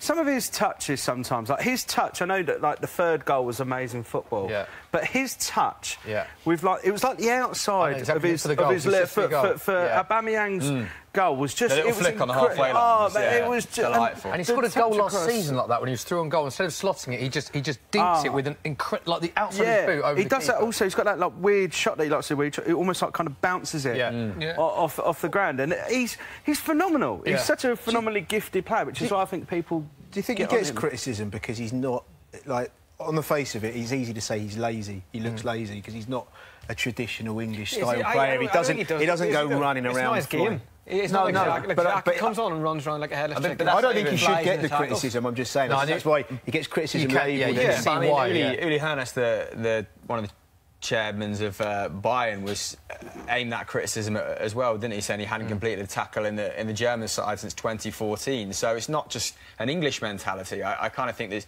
the criticism of him is multi-layered, and it's probably, you know, a little bit too extensive to go into. But if Emery can get the best out of him in well, I mean, is he playing a 4-2-3-1 at the minute or a 4-3-3? Just sort of, he needs to play a 10, doesn't he? Well, Ramsey's been playing there recently and he's pushed Ozil out wide, which is, I don't understand why you don't build... Ozil out wide doesn't really like, Emery should be building that team around Ozil. I think he's Arsenal's best. Especially now they've been off Ramsey. And what, like, that's still... I mean, I still can't... I don't know. You hear, like, various... like things, but why would they? Because Ramsey's now also come out and, you know, it's wide knowledge now. He's acknowledged the fact that they've pulled the contract, and that's quotes from his team as well. And he's also acknowledged it now. So it's like I don't understand what the thinking was there, because, you know, Ramsey again is, you know, he's a decent player. So whether it, and by accounts to Ramsey, they'd agreed a deal. So what is it? They've agreed a deal and then they've gone back and gone, actually, he's not worth this money over the number of years. I don't really understand what's gone on there, because I thought they were going to try and build the team more around Ramsey, but you know, because obviously Ozil's money. I don't think it's a bad move. I don't know though, because again we're losing. How many times is it with Arsenal with this contract situation where you let players run down their contract and then all of a sudden it's like Welbeck. Now, Welbeck, you know, I wouldn't say would automatically be a starter for me, but we're looking at letting him go. His contract's out in the summer. No one's even talking about that. And so it's hard to know what's going on currently between the kind of the head of recruitment side, or the money and what's going on with the head coach and Emery. It should be more coherent. You've got Sven Mislintat, haven't you? You've actually got a director of football. Arsenal fans have been pining for a director of football for years. You've got him, and he's signed Socrates and... who else? Guendouzi, I suppose. Yeah, Guendouzi's... I'll absolutely love him. But Torreira's been a great sign. Torreira, I've been crying out for... Oh, cheers. The Brews are back in. You. Cheers, mate. Thank you. Top man. So, yeah, bit of inspiration for you. Just do it myself, guys. So, just for anyone who doesn't, you know, believe in you can achieve. Well, what were you telling us earlier? The most influential disabled person, as voted by the people. Yeah, most inspirational disabled person. Not inspirational. Influential. It's not inspirational. Sorry, I'm being silly. It was most influential. I think I want to be, because I want to win it. Yeah, it was like there's a panel that convene and they kind of talk about the influential disabled people, and I ended up coming top of this list. Well done. Congratulations. Thank you. I mean, yeah, it is. I mean, if you're going to be disabled, you might as well be the best one. I don't really know where I'm going with that. But I want to be like City. Like now I'm number one. I want to stay there. I'm going to like invest in like all the top like legs, mittens, make sure that I'm ahead of the rest of the amputees next season. On that note, I don't know what to say on that note. Alex, you've been a fantastic guest. You've had on the Football Social before. Really, so the teams are back out. Firmino looks good. What's the price boost, Sandro? This is the season at Anfield. Liverpool and Cardiff are both back out in the second half. It's Liverpool 1, Cardiff 0 currently. Thanks to that man, Mo Salah, after 10 minutes. There's the scenes at Craven Cottage. Fulham and Bournemouth. Bournemouth players look very quick, aren't they? There was Adam Smith, Eddie Howe, Oh, running very quickly. Coming out of the tunnel. Look how quick they're running back onto the pitch. Never seen a team running so quickly for the second half, all of them. They currently lead 1-0. He's still getting over the joke. All the players are running very quickly. Change the subject. I don't even know how we got onto it. Watford. Seems like a classic shot of the Brighton versus Wolves game at Seagull, you know. So Watford, Huddersfield 2-0. Roberto Pereira and Gerard Deulofeu give Watford the 2-0 lead. Gloves, it is, of course. The yellow ball is back, start of the winter season, and the gloves are out, aren't they? Gloves are out. Gloves actually deserve to be out today, don't they? Unlike players that have worn them sort of at the start of September and what have you. You do feel like you could justify. Interesting warm-up at Wolves here. See what they're doing. This is at Brighton. Brighton 0, Wolves 0. Wolves players have been out for quite a while, I'm told.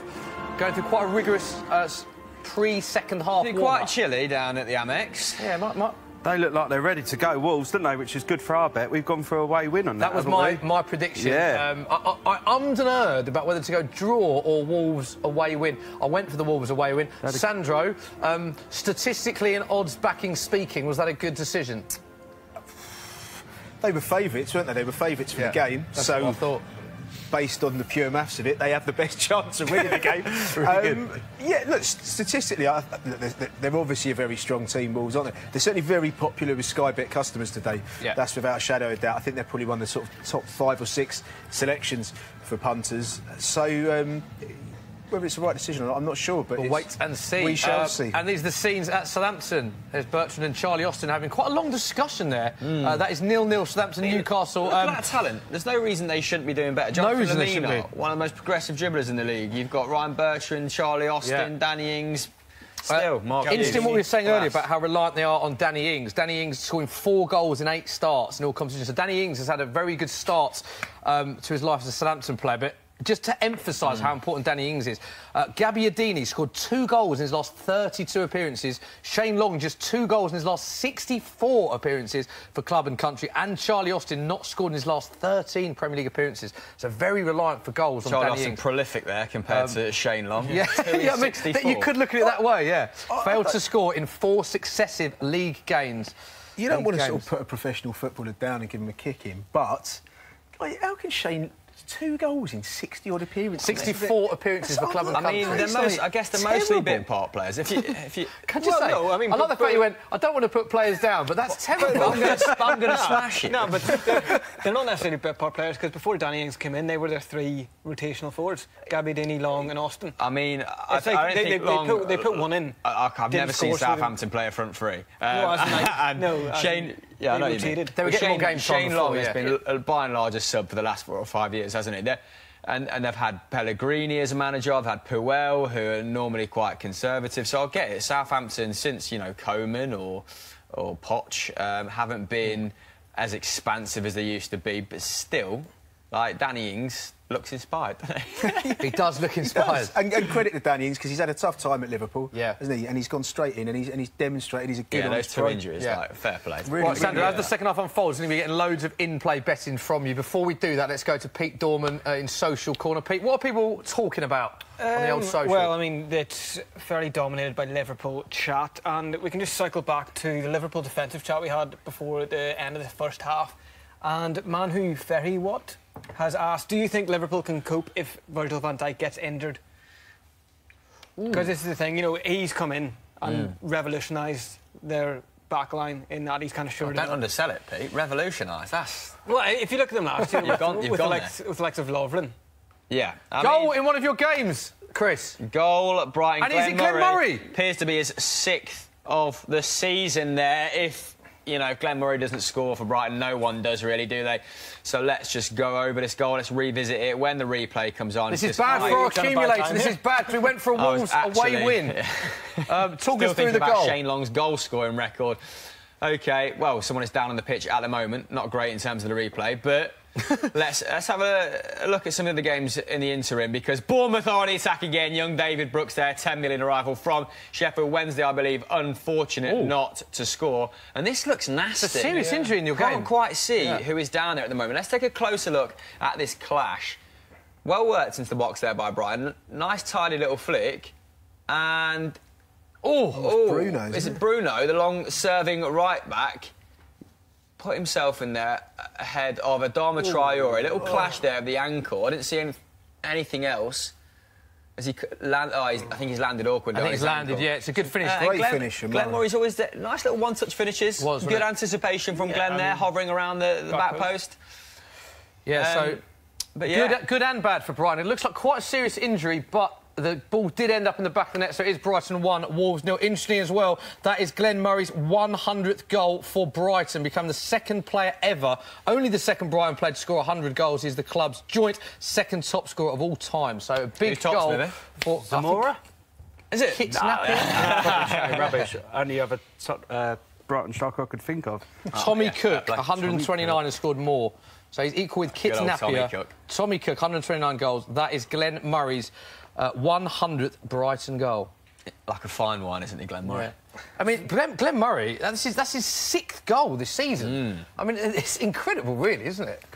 I mean, no? Decent player. No, I think it is. No, sorry. I just saw that Huddersfield nearly went 3-0 down. Top scoring Englishman in the Premier League. Scored goals everywhere he's gone, didn't he? Palace, Bournemouth, Brighton, multiple spells. Good quite a good run for him at the end of last season as well. He did, yeah. He had a good end to the season. Right, we haven't... Pete Dorman, back to rolling back to the floor is yours. Rolling back to the Virgil van Dijk question, do Liverpool have enough depth defensively to cope without him?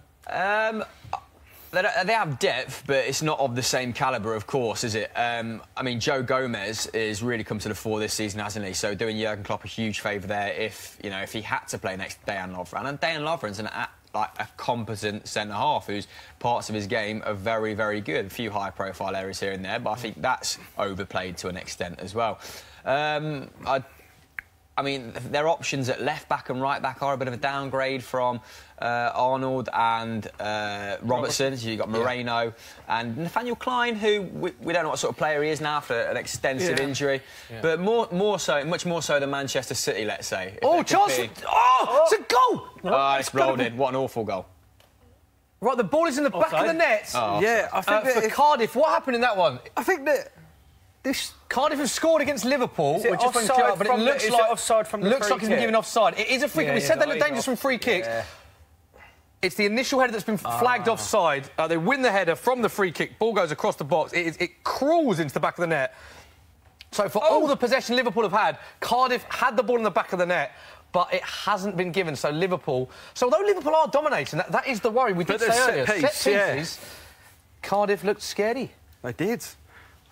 Why did Arsenal suffer due to Cardiff's set pieces at the start of the season? Is that where Arsenal suffer due to most people's set pieces? Mate, traditionally, yeah, they were strong. Also, just Arsenal, I suppose it's kind of what happens when you throw people forward like they do. But Cardiff did get a decent few chances, especially one into the box at the end. So, it was an entertaining game, that one, wasn't it? But the score still in our feature games: Liverpool 1, Cardiff 0. Interestingly, Liverpool. That's quite hard to say. Interestingly, Liverpool. Try it. Interestingly, Liverpool. Well done. Really good. Much better than me.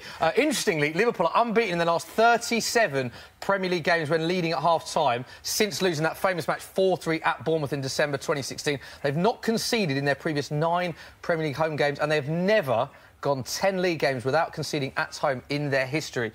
Let off for them because the ball was in the back of the net. It didn't count. It is still 1-0. Sandro, Sky Bet, talk to me. Yes, so Liverpool still massively in control of this game. It's a feature game. Interestingly, when they went 1-0 up, you could have backed the score to stay at 1-0 at 20-1. Ooh. It's now just 4-1. Is it? So the route that maybe we were all expecting hasn't quite materialised as yet. But if you do fancy goals, 9-4, they win 2-0, 7-2, that they win 3-0, and 8-1 that they win 4-0. And of course, Mo Salah, who scored the first goal, price on him to score a brace is now 5-2. That was 4-6. Why is that the first one? I'm interested in the first one that you said there, 20-1 to 4-1. Why has that changed so dramatically when there's still 30, 40 minutes left in the game? So essentially, it's just the price on the game being 0-0 from that point onwards. Right, OK. So you have to be that reactive to high-profile chances? Yeah, absolutely. And essentially, there's huge amounts of numbers and algorithms in the background that continue to whir away and generate these prices as the game goes on. And I suppose the fact that Cardiff have managed to get to half-time without conceding another one is a big, I suppose, psychological Liverpool positive have controlled the game, but in terms of clear-cut chances. They haven't created a massive... No, they haven't. You'd be a brave man to back Cardiff to score in this, wouldn't you? You would. I mean, they still haven't had a shot on target. Unfortunately, that one was... Or off target, for that matter. That was ruled out. That was ruled out. No shots. No shots. Wow. And interestingly, Liverpool, the only side in English football yet to concede at home in the league this season. So the stats do look good for Liverpool, but it is still 1-0. Hamill, quite a bit going on in your other games. Another chance for Brighton, was that? No, that is a replay of the Glenn Murray goal, so I think they're just revisiting the Bruno injury. It appears to be OK now. Turning at the back post. He loves sort of just hovering around that 6-yard area, doesn't he, Glenn Murray? Picking up his chances that way. But poacher. Yeah, and I mean, he certainly looks old-fashioned, doesn't he? But in the other games, it's pretty much as was. So, back to you guys, That's always interesting. We're talking about Cardiff and their ability from set pieces. If you are the most positive of Cardiff fans and you think they can nick one, 28-1, Sean Morrison to score a header. 28-1, Callum Patterson to score a header. Loving this niche. And 80-1 from set pieces. So 80-1, Aaron Gunnarsson to score a header. 80-1. Yeah. So you know, if the longer this stays 1-0, you'd expect Cardiff to have a couple of set piece chances later on in the game. Yeah. They're not going to create chances. What's happening in Liverpool Cardiff, Alex? How much enjoy watching Liverpool Cardiff? Do you know what? I am really enjoying it. I keep forgetting that we're actually being filmed. So it's a couple of times I've just been chilling out thinking, Sandra, can you be quiet? I'm trying to watch. But no, it's I think Cardiff are still in with a half-decent chance of getting a goal. Liverpool need another one. Need another one. But if you look at Liverpool's results, they've won quite a few games, 1-0 or 2-1. You look at Man City and they've won. I think read a stat the other day. Man City have won 10 games by 5 or more goals since Pep Guardiola took over, which is incredible. And it goes to show that Man City do tend to roll over.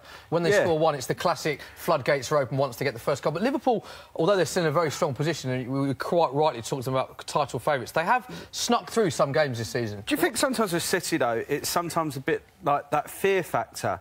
That I remember teams used to have like United, and they'd go 1-0 down. Old United, and like old Arsenal. Like 2004 Arsenal, we used to score one early on. Old then Tottenham.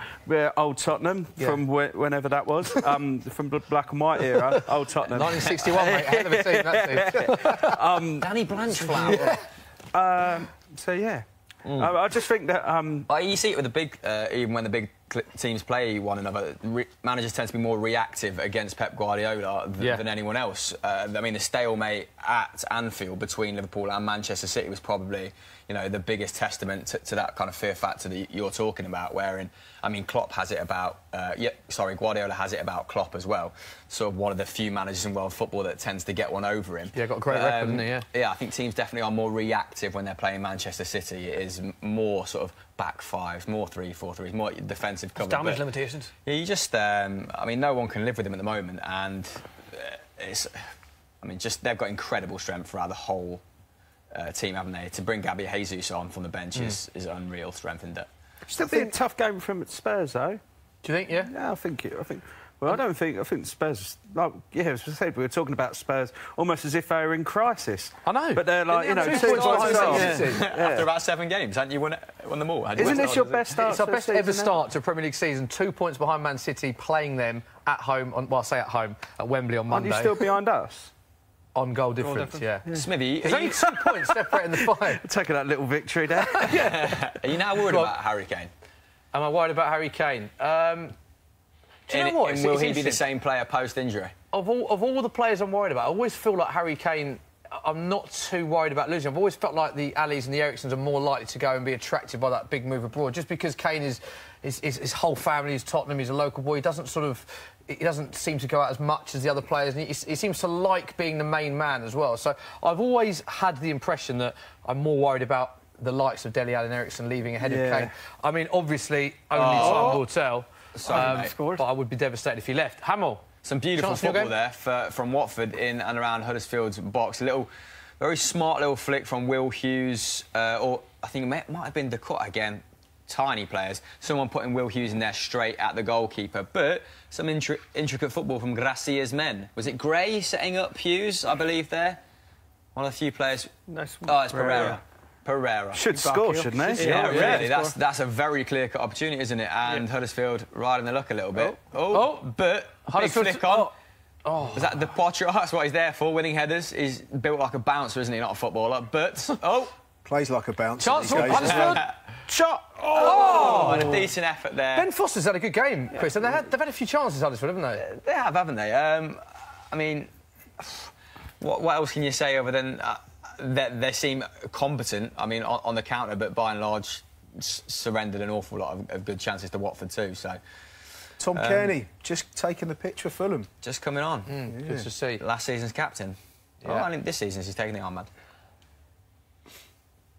We made a lot of that chance for Huddersfield then, didn't we, with the groan? It was actually quite a comfortable save. I think we're more invested now you've revealed yourself as a bit of a Huddersfield fan. And I know, you did say that you're going to give it when Huddersfield's... I'll give it as much as I feel needs it.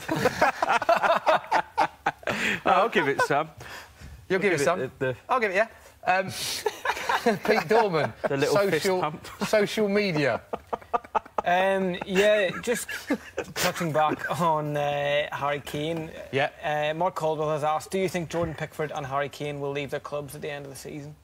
We spoke about Harry Kane, but Jordan Pickford's an interesting one. Yeah, why is he... Why is he... I don't know what the correlation between those two players are, but... Because he feels like he could be at a so-called bigger club, do you think? What do you think, Jordan Pickford? Are you a fan of Jordan Pickford? I am. I think he had a brilliant World Cup, as did all of them, but... if I was him, I don't know why he'd leave Everton. I think, were they going to give him a new deal, or have they given him a new...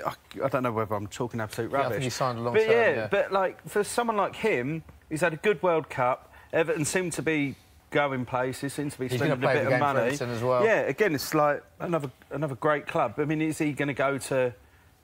Is he going to go to Chelsea, City, Liverpool, maybe United, maybe if they got rid of De Gea, but all the while he keeps doing stupid stuff with his feet like he did for England the other week against he's not an elite goalkeeper, is he? And he's already at a very good club. I think he's sort of playing at his level. Yeah, so it's a bit of a weird one. I don't understand, like, people look at him through, like, rose-tinted glasses for some reason when he's actually conceded, like, an astronomical amount of goals in the past 4 seasons in the Premier League. I think it's over 100. It's got to be relative to who you're playing behind as well, though, isn't it? But this is the thing. Everton are still an established team in the Premier League. They're still a team that should be pushing for Europa League.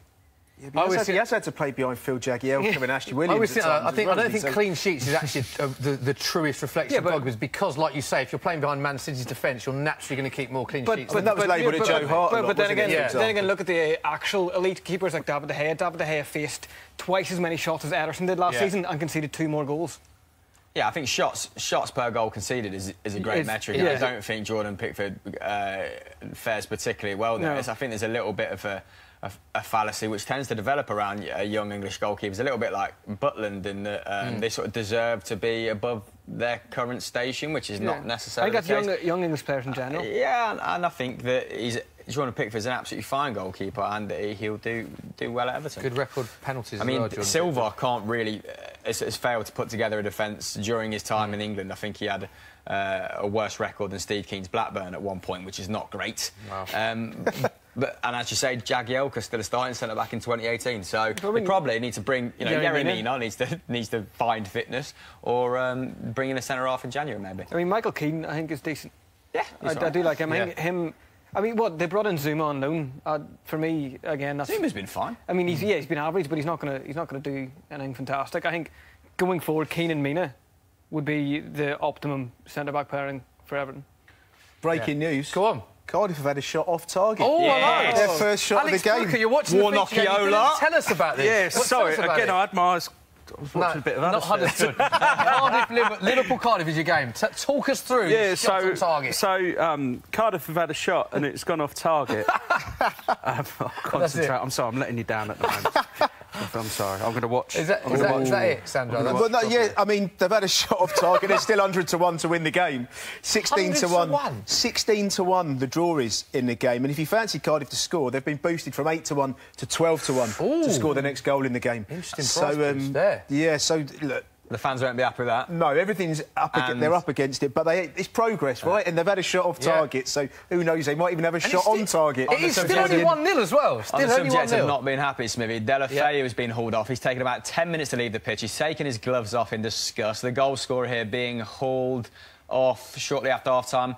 And Gabbiadini looks like he's threatening to come on. So I'm sure that Newcastle will be... Yeah, Delafeu doesn't look happy. Doesn't look happy, does he? He's just thrown his gloves to the ground in disappointment, which I always think is quite pointless because... Yeah, because they're wool. Yeah. They don't even bounce. He's had a water, though. He's going to cool off. Anyway, back to our feature game. Delafeu now walking very slowly to the dugout, just throwing his gloves to the floor. He looks absolutely fumed, Bo. And there's nothing more frightening than a Premier League footballer throwing his gloves to the floor in anger, is there? When it's Huddersfield know they're in a game now. Quick update in the Championship. We haven't given you any update in the Championship whilst there's no other goals to talk about in the Premier League. Result from earlier, Middlesbrough 1, Derby 1. That finished both own goals in that game, incidentally. Birmingham 1, Sheffield Wednesday 1. Bolton are losing at home 1-0 to Hull City. Bristol City 0, Stoke 1. Millwall 2, Ipswich 0. Norwich 1, Brentford 0. Preston 1, Rotherham 1. Sheffield United... Oh, what a goal! 4-1 against Wigan. And there's been a goal! So I was actually watching this. So Sadio Mane, he looked like he'd overran it and stumbled into a couple of Cardiff defenders, but he's managed to kind of jink his way through, and the finish is ridiculous, straight into the side of the net. Have a look at this. So it gets cut back to him from Firmino, and it looks like he's done too much. Here we go. It looks like he's kind of ran into a cul-de-sac, and then he just finds his way through. But look at this for a finish. Lovely finish. Well, explain that. It looked like he was holding onto the ball too long. Yeah. Good use of cul-de-sac as well. Big fan of Thank you very much. So I can do it when I put my mind to it. Interesting enough, you live on a cul-de-sac as well, don't you, Alex? In Huddersfield. I should do it in Huddersfield. We're still 2-0 down to Watford. It's a lovely finish. Looked like Mane had done too much. He has that he gets a bit of a lucky that finish there. The winter yellow ball was spinning and he laced it with his left foot into the side netting. Keeper no chance. Big goal for Liverpool, that, Sandro, because we were saying at 1-0, Cardiff did always have that threat on the counter and with the set pieces, but I shudder to think what the odds will be doing now. It's 2-0. Yeah, that really is game over, as you would expect, Smithy, isn't it?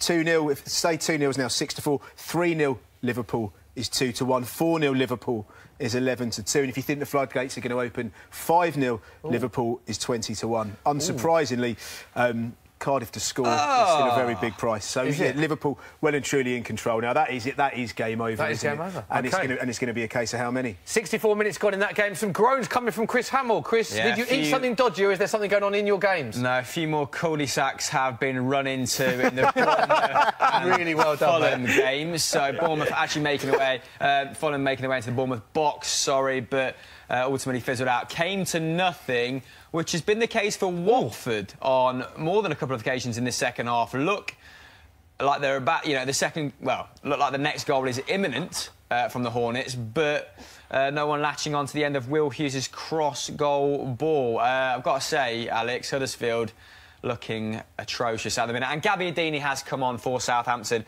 who have had 12 shots, only registering 3 on target. So looking for a bit of decisiveness from the Italian, who has not been very decisive in the last 12 months. So brilliant roundup, Chris. My favourite roundup of yours so far. I needed that. So a lot of goals. The use of cul-de-sac is just providing you with inspiration. Yeah. That's what we'll take from this week. Yeah, the cul-de-sac. The analogy of cul-de-sac. So going back to those last 2 games in the Championship, Sheffield United 4-1 up against Wigan, Swansea 1-0 up at home to Reading, and West Brom beating Blackburn 1-0 at the minute. So goals galore in the Championship. Quick roundup of the Premier League games. It's Brighton 1, Wolves 0, Fulham 0, Bournemouth 1, Liverpool 2-0 up against Cardiff now following that Sadio Mane goal, Watford 2, Huddersfield 0, Pereira and Delafeu, and it is still Southampton 0, Newcastle 0. We've only heard, Chris, that Gabbiadini's come on. That's literally all we've got from that game, isn't it? I mean, nothing's happened. Yeah, other than the fact that that's of note. Southampton are comfortably on top at the moment. Like I said, 13 shots to Newcastle's 3. Newcastle just sitting deep, which, I mean, a lot of the time is Rafa Benitez's go-to ploy with this Newcastle side, such as their lack of attacking threat. Mike Ashley understands, looking absolutely placid, and Benitez not so much, fuming. I mean, to finish 10th last season with this crop of players, brilliant. And to have not added during the summer, absolute suicide from a sporting point of view. On a separate note, the team accumulator. We're not in the best of positions currently. For crying out loud, Sandro! We can now cash out for a 5p loss. Please raise your voice at Smithy, not me, because my selection's still currently drawing. He's past the book expert. Smithy let the team down. I did my bit for Liverpool Cardiff. So I said it was a sure thing. To come up with that prediction. Do you know what? 62 hours, apparently. Yeah, look, not great. But currently cash out for 95 pence, so 5p loss. So I did predict 2-0 though in this game in Liverpool Cardiff. Yeah, you did. OK, it's currently still 2-0. With 20 minutes to go, though, Liverpool very much on top. Yeah, they are big time now. If we're going to get this back, we need Wolves to win. They're currently 10-1 to turn around this one-goal deficit. Only 1-0 down, though. Yeah, and we all know they've got plenty of goals in them. Yeah. So yeah, Brighton 4-11 to win the game. Currently the draw is 5-2, and Wolves 10-1 to turn it around. The draw might be worth it, no? On the subject of betting, the price boost on your screen now. Manny to score a brace, 13-2 with Sky Bet. Interesting price bet there. Substitution in the Liverpool game, Alex. Yeah, Milner's coming on. I don't know who. They've not said who's coming off yet.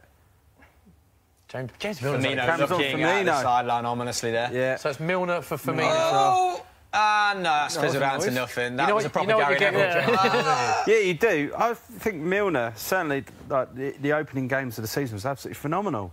Yeah. Flipper, wasn't he?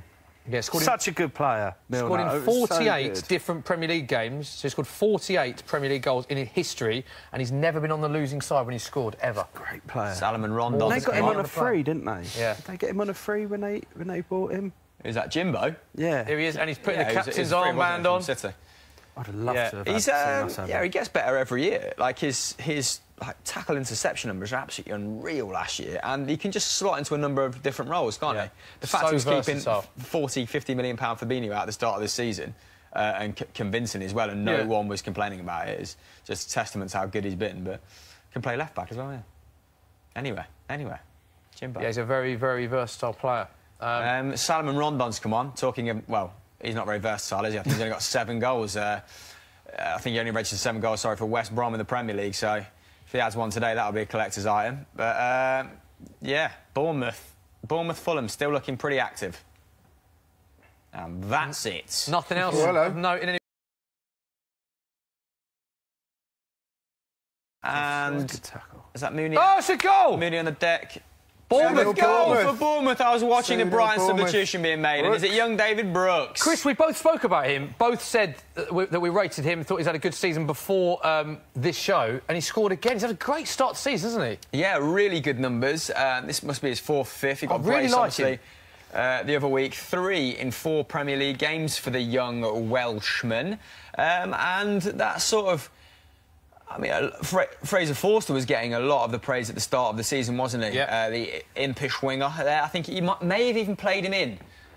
You know, an average-sized player, hard to spot on the screen. Fraser Forster even more so. Good tackle. Fraser Forster, that's the goalkeeper. Ryan Fraser even. Yeah, good run though. Stretching that Fulham back line. Yeah, it was Ryan Fraser with the pass. Yeah. And Fulham have been, Bournemouth have been really good going forward this season, haven't they? And they're sort of bludgeoning teams with their attack as opposed to being defensively sound, but a good finish. You can always tell it's Ryan Fraser because he has massive shorts on. He has really big shorts on, and that was him with the assist. Brooks with the goal. David Brooks scored 2 in his last 3 Premier League appearances. That is his 3rd goal. And Jukanovic does not look happy, does he? Interestingly, pressure's really on him now. He was second favourite at 5-1 to be the next Premier League manager to lose his job before today's game. Jose was the favourite, 2-1 favourite, and Jukanovic second favourite. And look, he's a nice man. Oh God, sorry, Sandra. It might be that could be red card territory. He's got away with it. It's an orange one. Second yellow. Second yellow for McDonald, who is probably not of Premier League quality. He's barely started this campaign. Bringing David Brooks. David Brooks, the scourge of the cottage at the moment, Smithy. Well, we're saying Jukanovic didn't look happy there. He looks absolutely fuming, doesn't he? What a terrible 2 minutes goal and now red card. Was it a fair decision?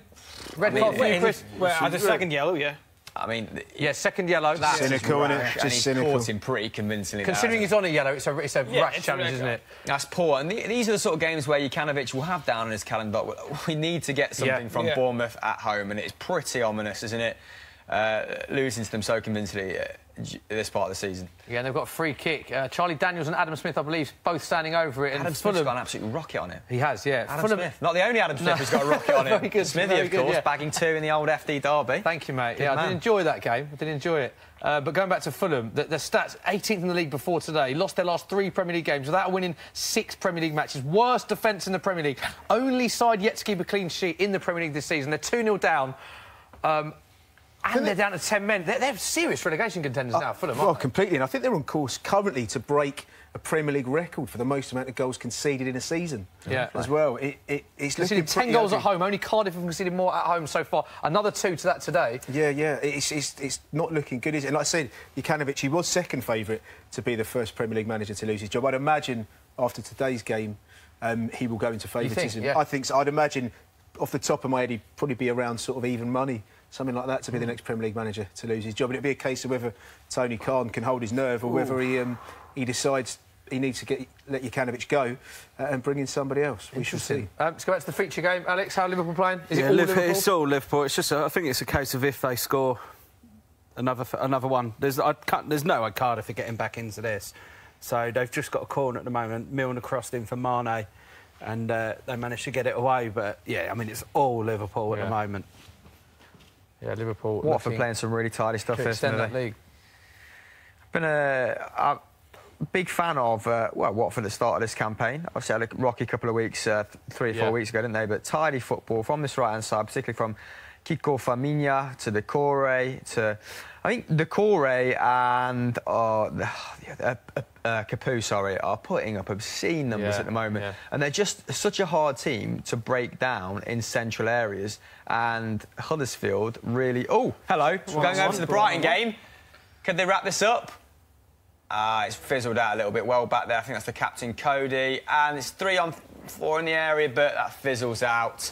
And that attack was linked down. with bigger clubs, wasn't it? Yeah. I think summer. Capu's actually probably been a little bit better than him, marginally better than Decore this season. But Decore does have really sort of high-class moments. Chance for Wolves. Oh!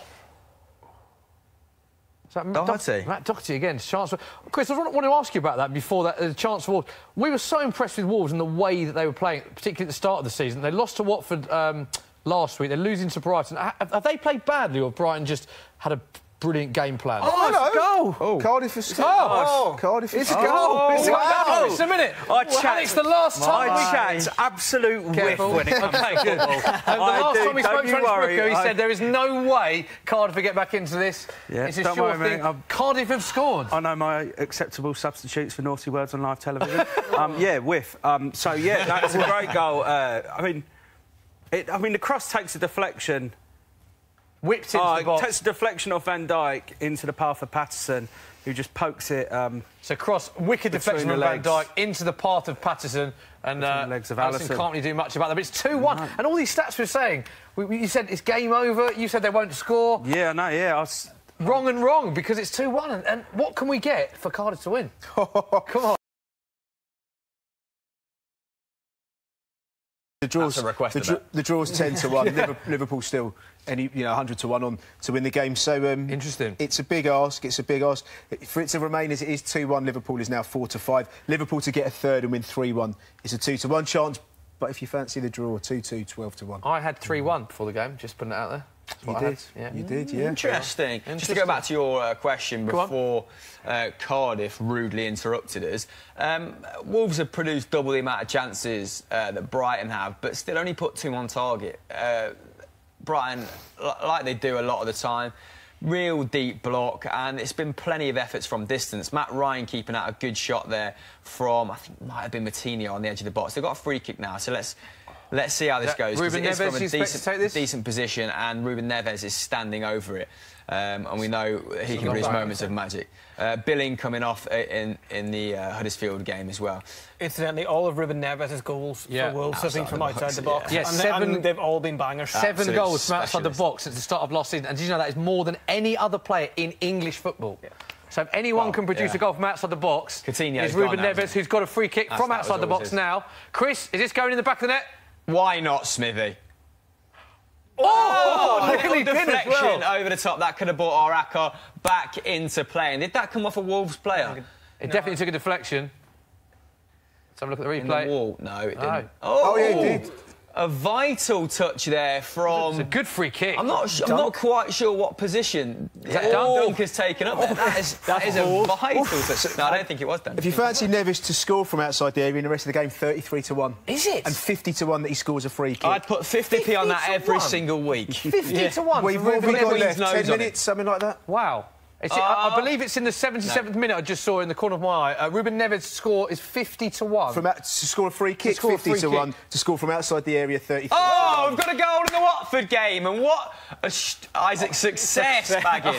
What a... Come on, there must be a gag with that. I'm going to resist. What a weird free kick routine that was. It looked like they were being conservative. They pinged it backwards, 10 yards from the position in which they won the free kick, and then it went a bit of a Hail Mary there to the back post. And it's come across for Isaac's success, and he can't fail in that position. Oh, there it is, Chris. Look at this. Yeah? Smivvy loves a pun. Right. Is he in an offside position? No, no. Is that Kiko Firmino on the overlap? Either way, that's a nice routine.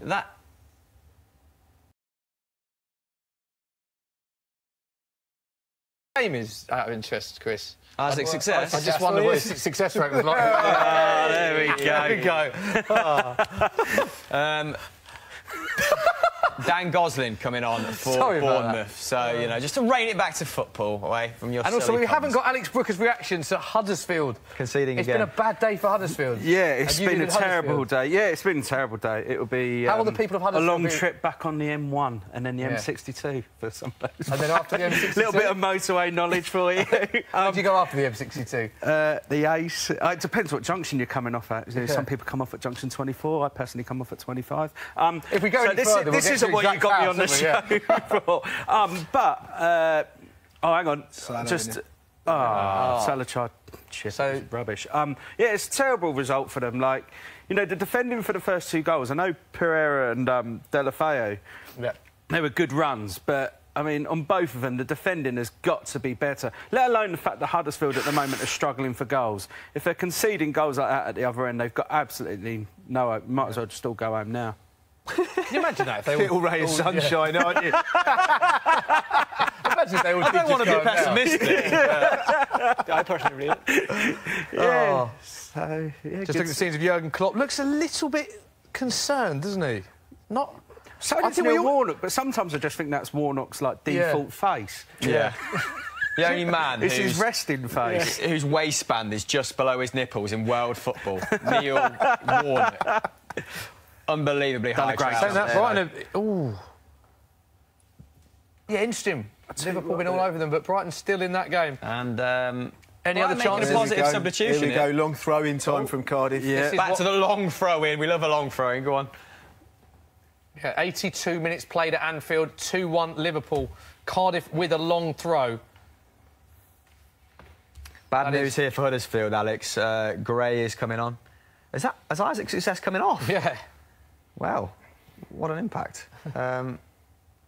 Yeah, Gray coming on, so not who you want to face up for the last 10 minutes of the game, is it? Very pacey.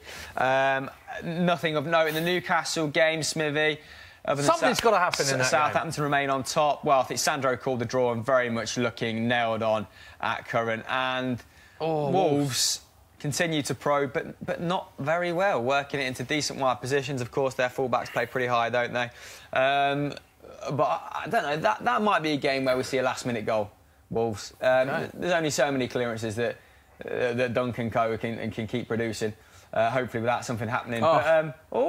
That's brilliant from Salah. On the attack. And Shaqiri, just throw it in the box, Huddersfield. Yeah, and didn't make it. Alex, chance in the Liverpool. Well, no, Salah did well to win the ball back on the counter-attack, and they got it into Shaqiri, and Mane was overlapping, and it was just a case of trying to find the pass, but he got fouled, but I mean, he should have released the ball a lot earlier, in my opinion, as an ex-pro. It's a valid opinion. Yeah, I know, yeah. I'm sure Shaqiri will want that advice take it on board from someone who actually doesn't have a right foot, so but that's no problem. At all, anytime, Jordan. It's maybe wondering, what do I say next? How do I transition out of so many awkward situations here. Sorry, I don't know what to say. I'm sorry. Oh, it's a chance for Liverpool. Shaqiri!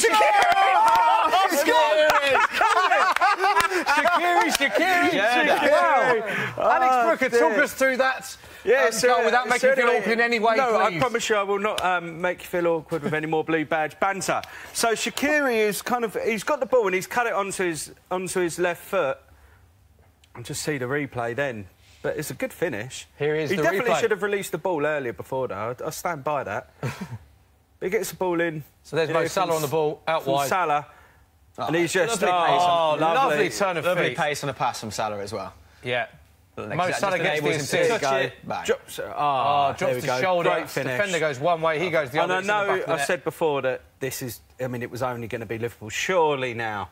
Come on, Wolves. I said 3-1, can I just say that? So does this mean I'm winning the accumulator currently? Was I the only one? You didn't say Salah first goal scorer, you fraud. You said Mane. 3-1, because it only goes to goal scorer if... I thought it was correct score first. It was correct then score goal first. scorer, then minute of goal. Fair play.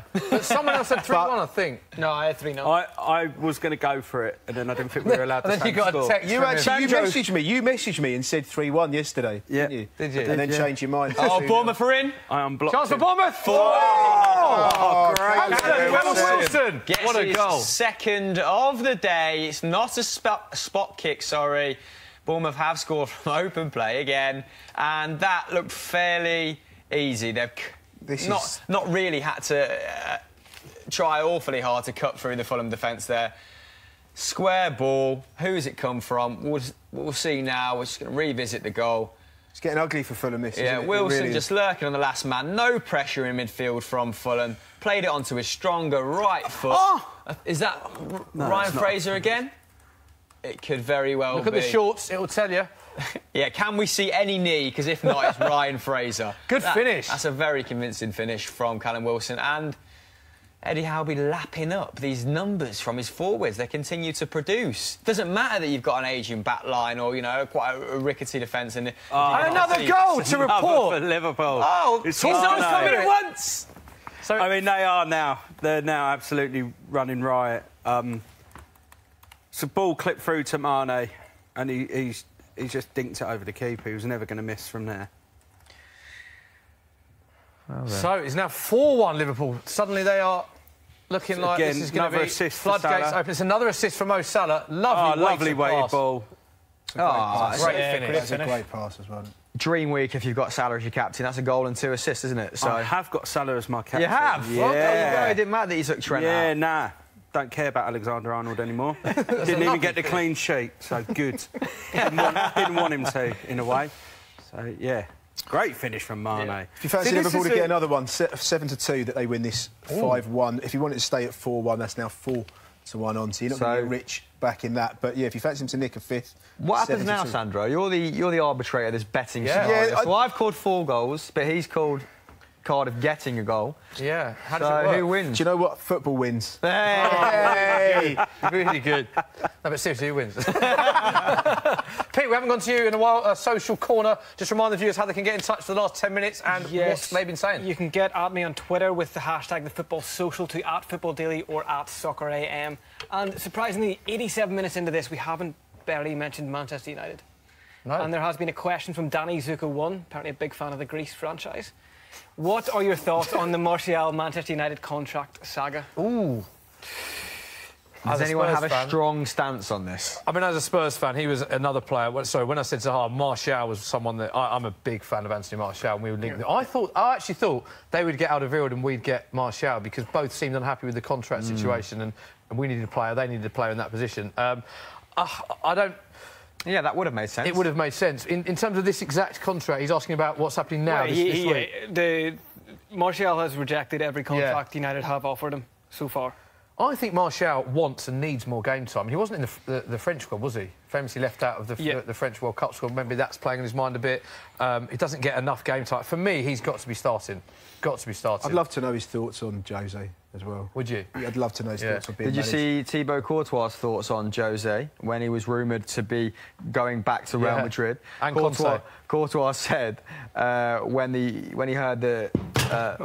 Oh, let's pick that up because it's leaking. That when Conte and Mourinho were linked as the number 1 and 2 to replace Lopetegui, that he said he couldn't believe it. He'd already left London to escape them pair, that scenario, and he's not happy, let's say. But he's become quite outspoken since the World Cup, hasn't he, old Thibaut? Yeah, interestingly, he's now saying he denied those reports because it was quotes from, so unsure whether they were direct quotes or not. Oh, the old classic. The old classic. Misquoted. One is misquoted, yeah. So it's interesting to see. But he is opinionated, Thibaut. He is, which I don't mind in the slightst. I think it's good value. With Martial, it was in the summer. United didn't want to sell him to another team in England. I assume that would still be the case. Yeah, I mean, especially a team like Spurs, who are, like, you know, now it's kind of how do you get 6 into 4, isn't it, for the Champions League?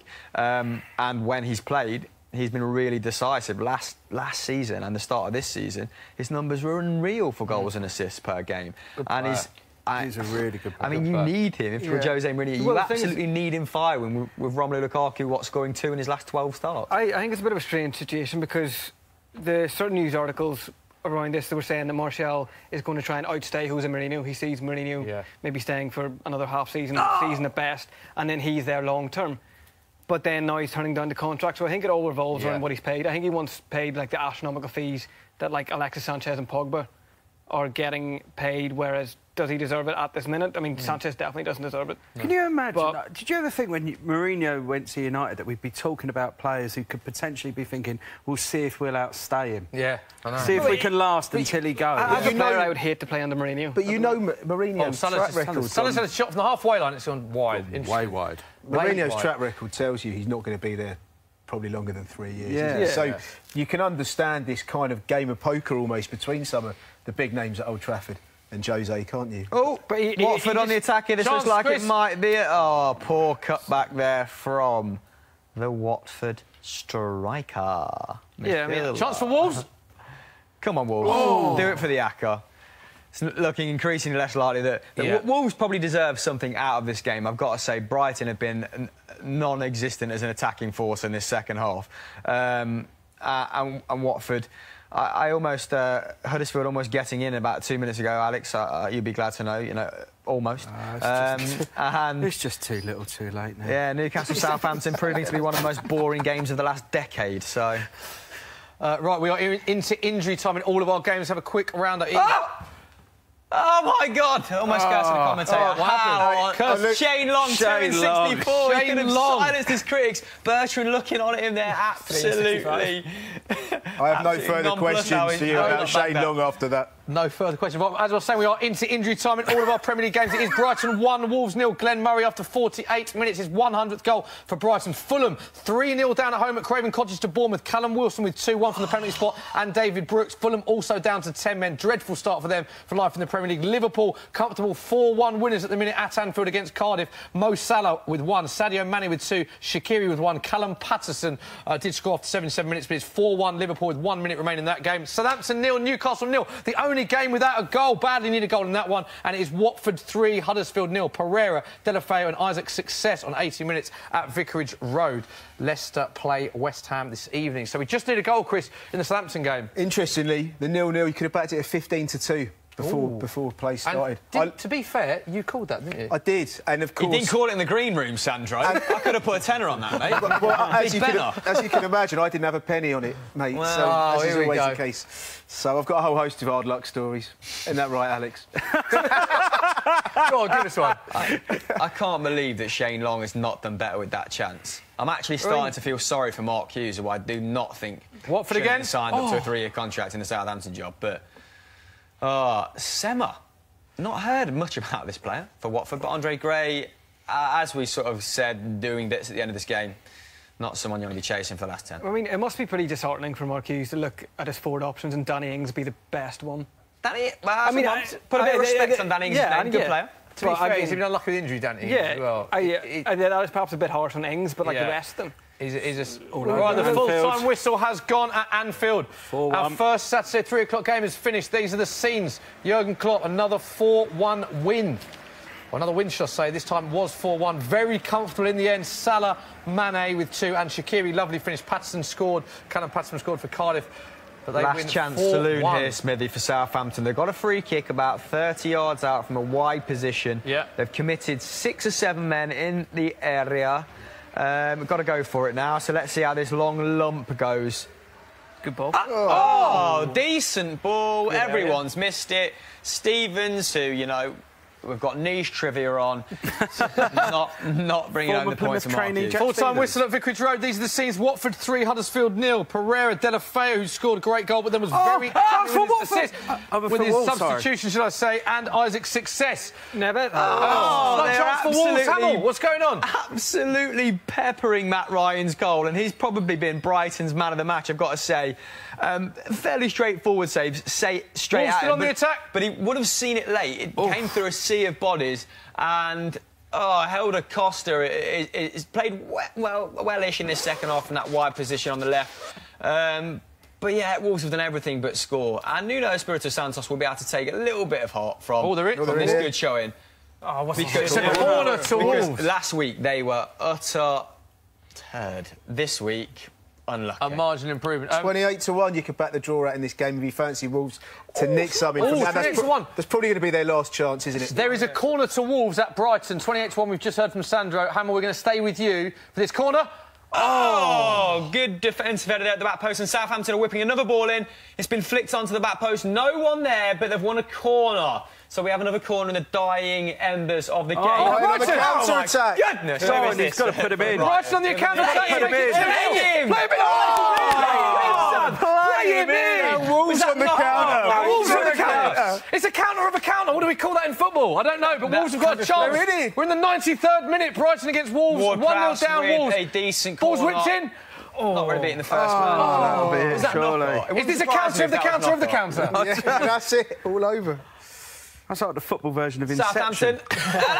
The full-time whistle has gone. My goodness. Brighton That is 1, a huge Wolves 3 0. points for Glenn Brighton. Murray, who else? The top-scoring Englishman in the Premier League this season.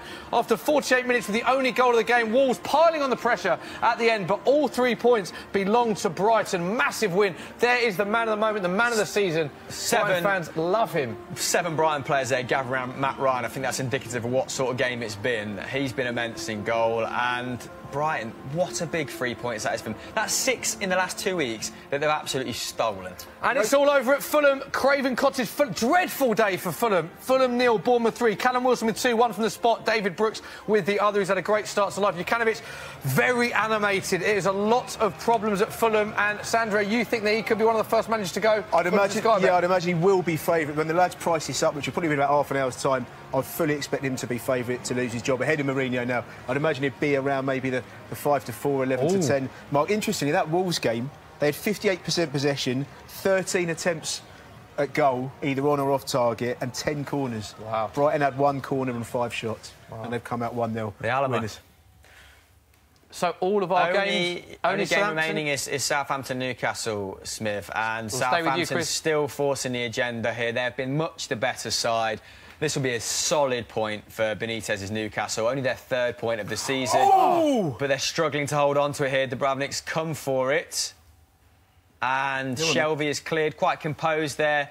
And it's just Salomon Rondon running down on the left. Low socks, it's got to be the Venezuelan.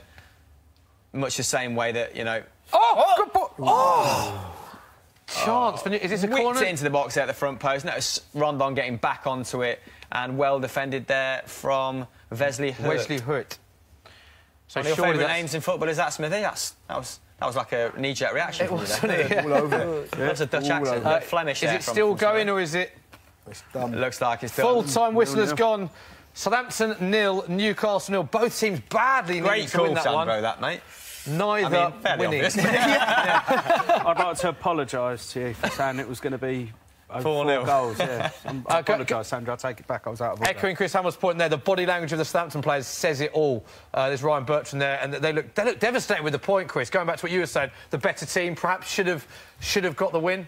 Yeah, absolutely. I mean, I'd like to see the sort of the average time spent in the opposition's third in this game, because for the last 20 minutes it was just a series of crosses. But that goes back to a point I was making earlier, in that Southampton are struggling creatively. Alex. Danny Ings creating chances for himself, pretty much. If Ryan Bertrand's not at it, who's their main creative force, then no one is. They let Buffal go in the summer. Yeah. They let Tadic go. Tadic playing really well now for Ajax in the Champions League against, you know, opposition of the pedigree of Bayern Munich, and they let him go for what, like sub 15 mil? Some odd business dealings at Southampton, and I think they've lost that. They've lost their identity a bit. They've lost that attacking flair that they had under Koeman, under Poch, and they're just getting progressively worse. I say this every week. I'm bored of the sound of my own voice when it comes to Southampton, but they're just a boring side. But fortunately for them, there's 3 sides that are worse than them in the Premier League. Yeah, I agree. I think they'll start. They also lost a lot of players to Liverpool over the years, who are top of the table following their win against Cardiff in our feature game. We can have a look at our accumulator. Sandro, trying to talk us through where this went wrong. Yeah, maybe you'd like to talk us through it, Smithy. I don't know. Yeah, me, wasn't it? Let's start from the top. Unfortunately, it was just the one result that let us down. It's never easy predicting an away victory. No, don't sugarcoat it, Smithy. You've let the side down big time. It was only me, wasn't it? Yeah. Chris called the away win correct. Alex Brooker, home win correct. Sandro brilliantly calling a draw. Southampton against Newcastle. Dorman, home win. So it was only me that let you guys down, and I said away win. It wasn't even a draw, it was a home win. I need to have a long, hard look at myself in the mirror tonight, which I do sometimes. Anyway, moving on. So this is the Premier League table. Liverpool, what a fantastic start it's been. Still unbeaten in the Premier League, as are Man City, who play on Monday night against Spurs at Wembley. Liverpool atop, 26 points, 16 goals. 16-goal difference after 10 games. Obviously, Man City, Chelsea, Arsenal, Spurs yet to play. Man United at the foot of the top half of the table in 10th. Bottom of the table, Huddersfield and Newcastle remain the only 2 teams yet to win in the Premier League.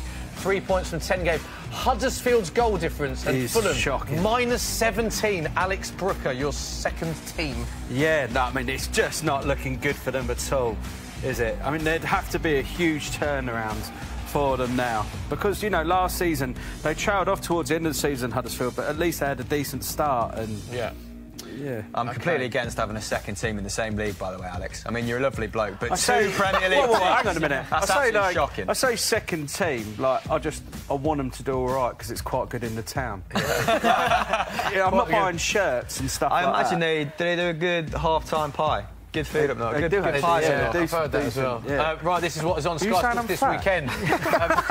Moving on from the pies. Sorry. This is what's on Sky Sports this weekend. Leeds against Nottingham Forest tonight. Very shortly, in fact, 5:15. That is on Sky Sports Football. Goals on Sunday tomorrow. That is 11 o'clock, Sky Sports Premier League. Following that is Crystal Palace against Arsenal. Big game for Alex's Brooker's team at Selhurst Park. Arsenal looking to win 12 games in a row. Super Sunday, 12:30 p.m, Sky Sports Premier League, followed by Man United against Everton, 3:30 Sky Sports Premier League.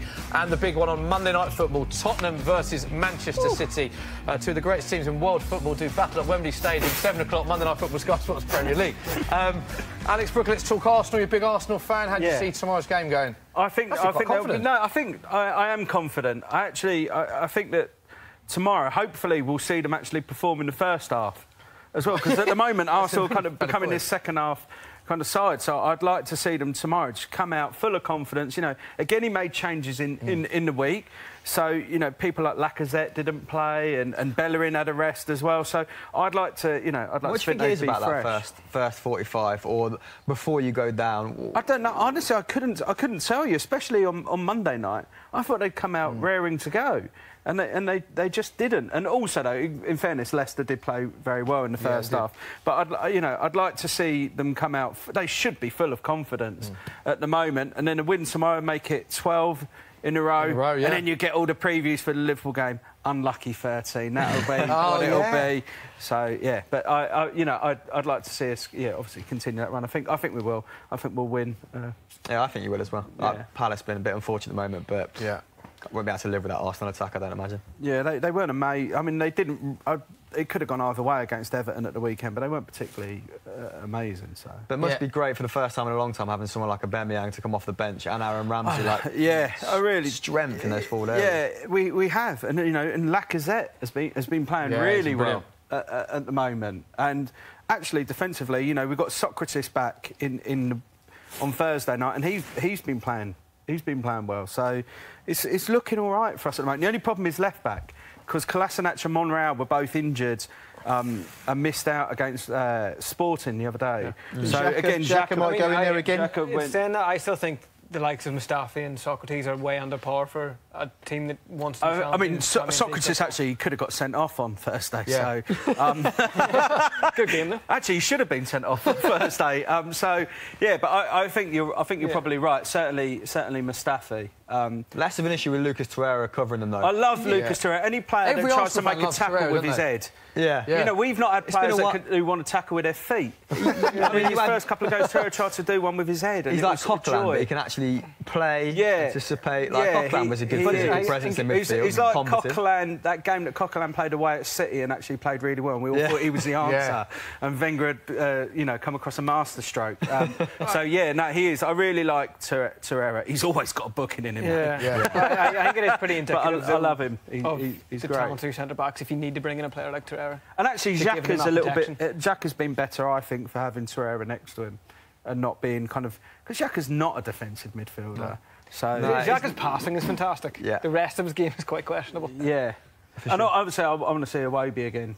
I think he's your best ball carrier for sure. And you said earlier, very honestly, you completely changed your mindset about him. Because he was poor. He was one of those players who, he did well when he burst onto the scene, and then he kind of stagnated, and his confidence was low though.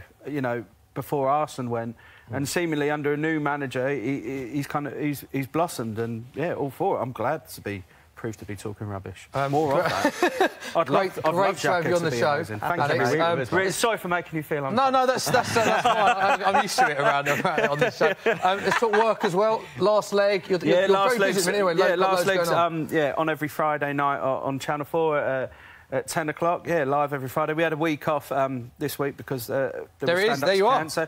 Yeah, it was. Look how young. When are you going to get on Widdicombe's podcast? I'm actually soon. Oh, exclusive. Hopefully soon. Quickly, Kevin. It's such a great podcast. Yeah, I love Josh. He's brilliant. We're on all the way through every Friday night now up until like Christmas, and it seems like the end of time. So it's been great. And we need to get you on the Football Social again when Arsenal are playing. Yes, please. I'd love to be on. I actually probably would concentrate fully on that game. Just make sure that my second team... make sure Arsenal versus Huddersfield, maybe. That'd be interesting, wouldn't it? Yeah, it would, yeah. Or maybe the half and half scarf will come out. Behave yourself. Sandro, coming to you. Brilliant. Loving the insight from the Sky Bet side. Any last thoughts, any last odds that you want to give us? Yeah, plenty more football to come, isn't there? Yep. There's a late game in the Premier League, Leicester against West Ham. Leicester even money favourites for that. West Ham are 11-4. But talking about Arsenal, Alex seems very confident. They're 8-11 to win tomorrow away at Crystal Palace, and your man Torreira 11-4 to be carded. So and Lacazette 4-1 favourite to score the first goal. So everything points towards an Arsenal victory tomorrow. OK, thank you for coming on. Been brilliantly insightful. Pete Dorman, thanks as always. Any last questions from social? I haven't checked, to be honest, mate. Really honest.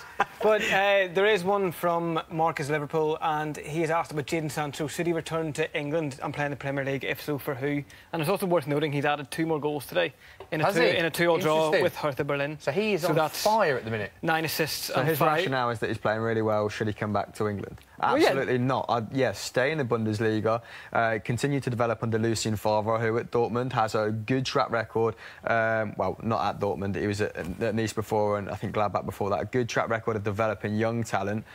Stay out there, enjoy yourself. What is he, like 18? I mean, he could be out there for another 4 years and still come back, couldn't he? See out your contract. I think his stats at the minute are 9 assists, 5 goals in about 700 minutes. He's playing regularly, that's the big thing. Yeah, he is, but he's not... He's been blooded into the side quite wisely, as in he's starting one game, then he missed the next 2. A little bit like we're seeing with Sessegnon at Fulham. Today was his 3rd start of the season in the league. Yeah, only his 3rd. And what an amazing set of fans to play for as well. Dortmund. I was thinking this when I was watching the highlights the other day. He scored in the Champions League and just a yellow wall, all shouting Sancho. Imagine that at 18, 80,000 people. I was going to say, I've been lucky enough to go to many stadiums in across Europe. Best stadium I've ever been to, an atmosphere in Borussia Dortmund. Not been to Celtic Park, have you, mate? Yeah, I haven't, to be fair. And I've heard great things happen at Celtic Park. I would love to go to Celtic Park. Love to go. You'd love to go to your own stadium, mate.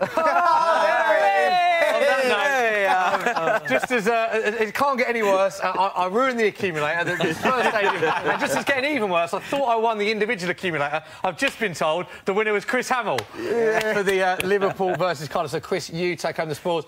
Brilliant job multitasking on the 4 games. What was your most enjoyable game of the 4? I'm gathering not Southampton, Newcastle. No, let's not talk about them, full stop. I liked how invested Alex was in Huddersfield. I found myself wanting them to score subconsciously, but I thought Watford actually played some really nice stuff, and Wolves were really unlucky, and Bournemouth still really impressive going forward, but, I mean, it helps when Fulham are calamitous at the back, doesn't it? But yeah, I'm not mentioning the other game because... It was just dreadful, wasn't it? Thank you very much to all our guests, Alex, to Sandro, to Pete, to Chris. Thank you for your questions, and we'll be back next week for a watch-along for Arsenal against Liverpool. Have a great weekend. See you next week. Bye-bye.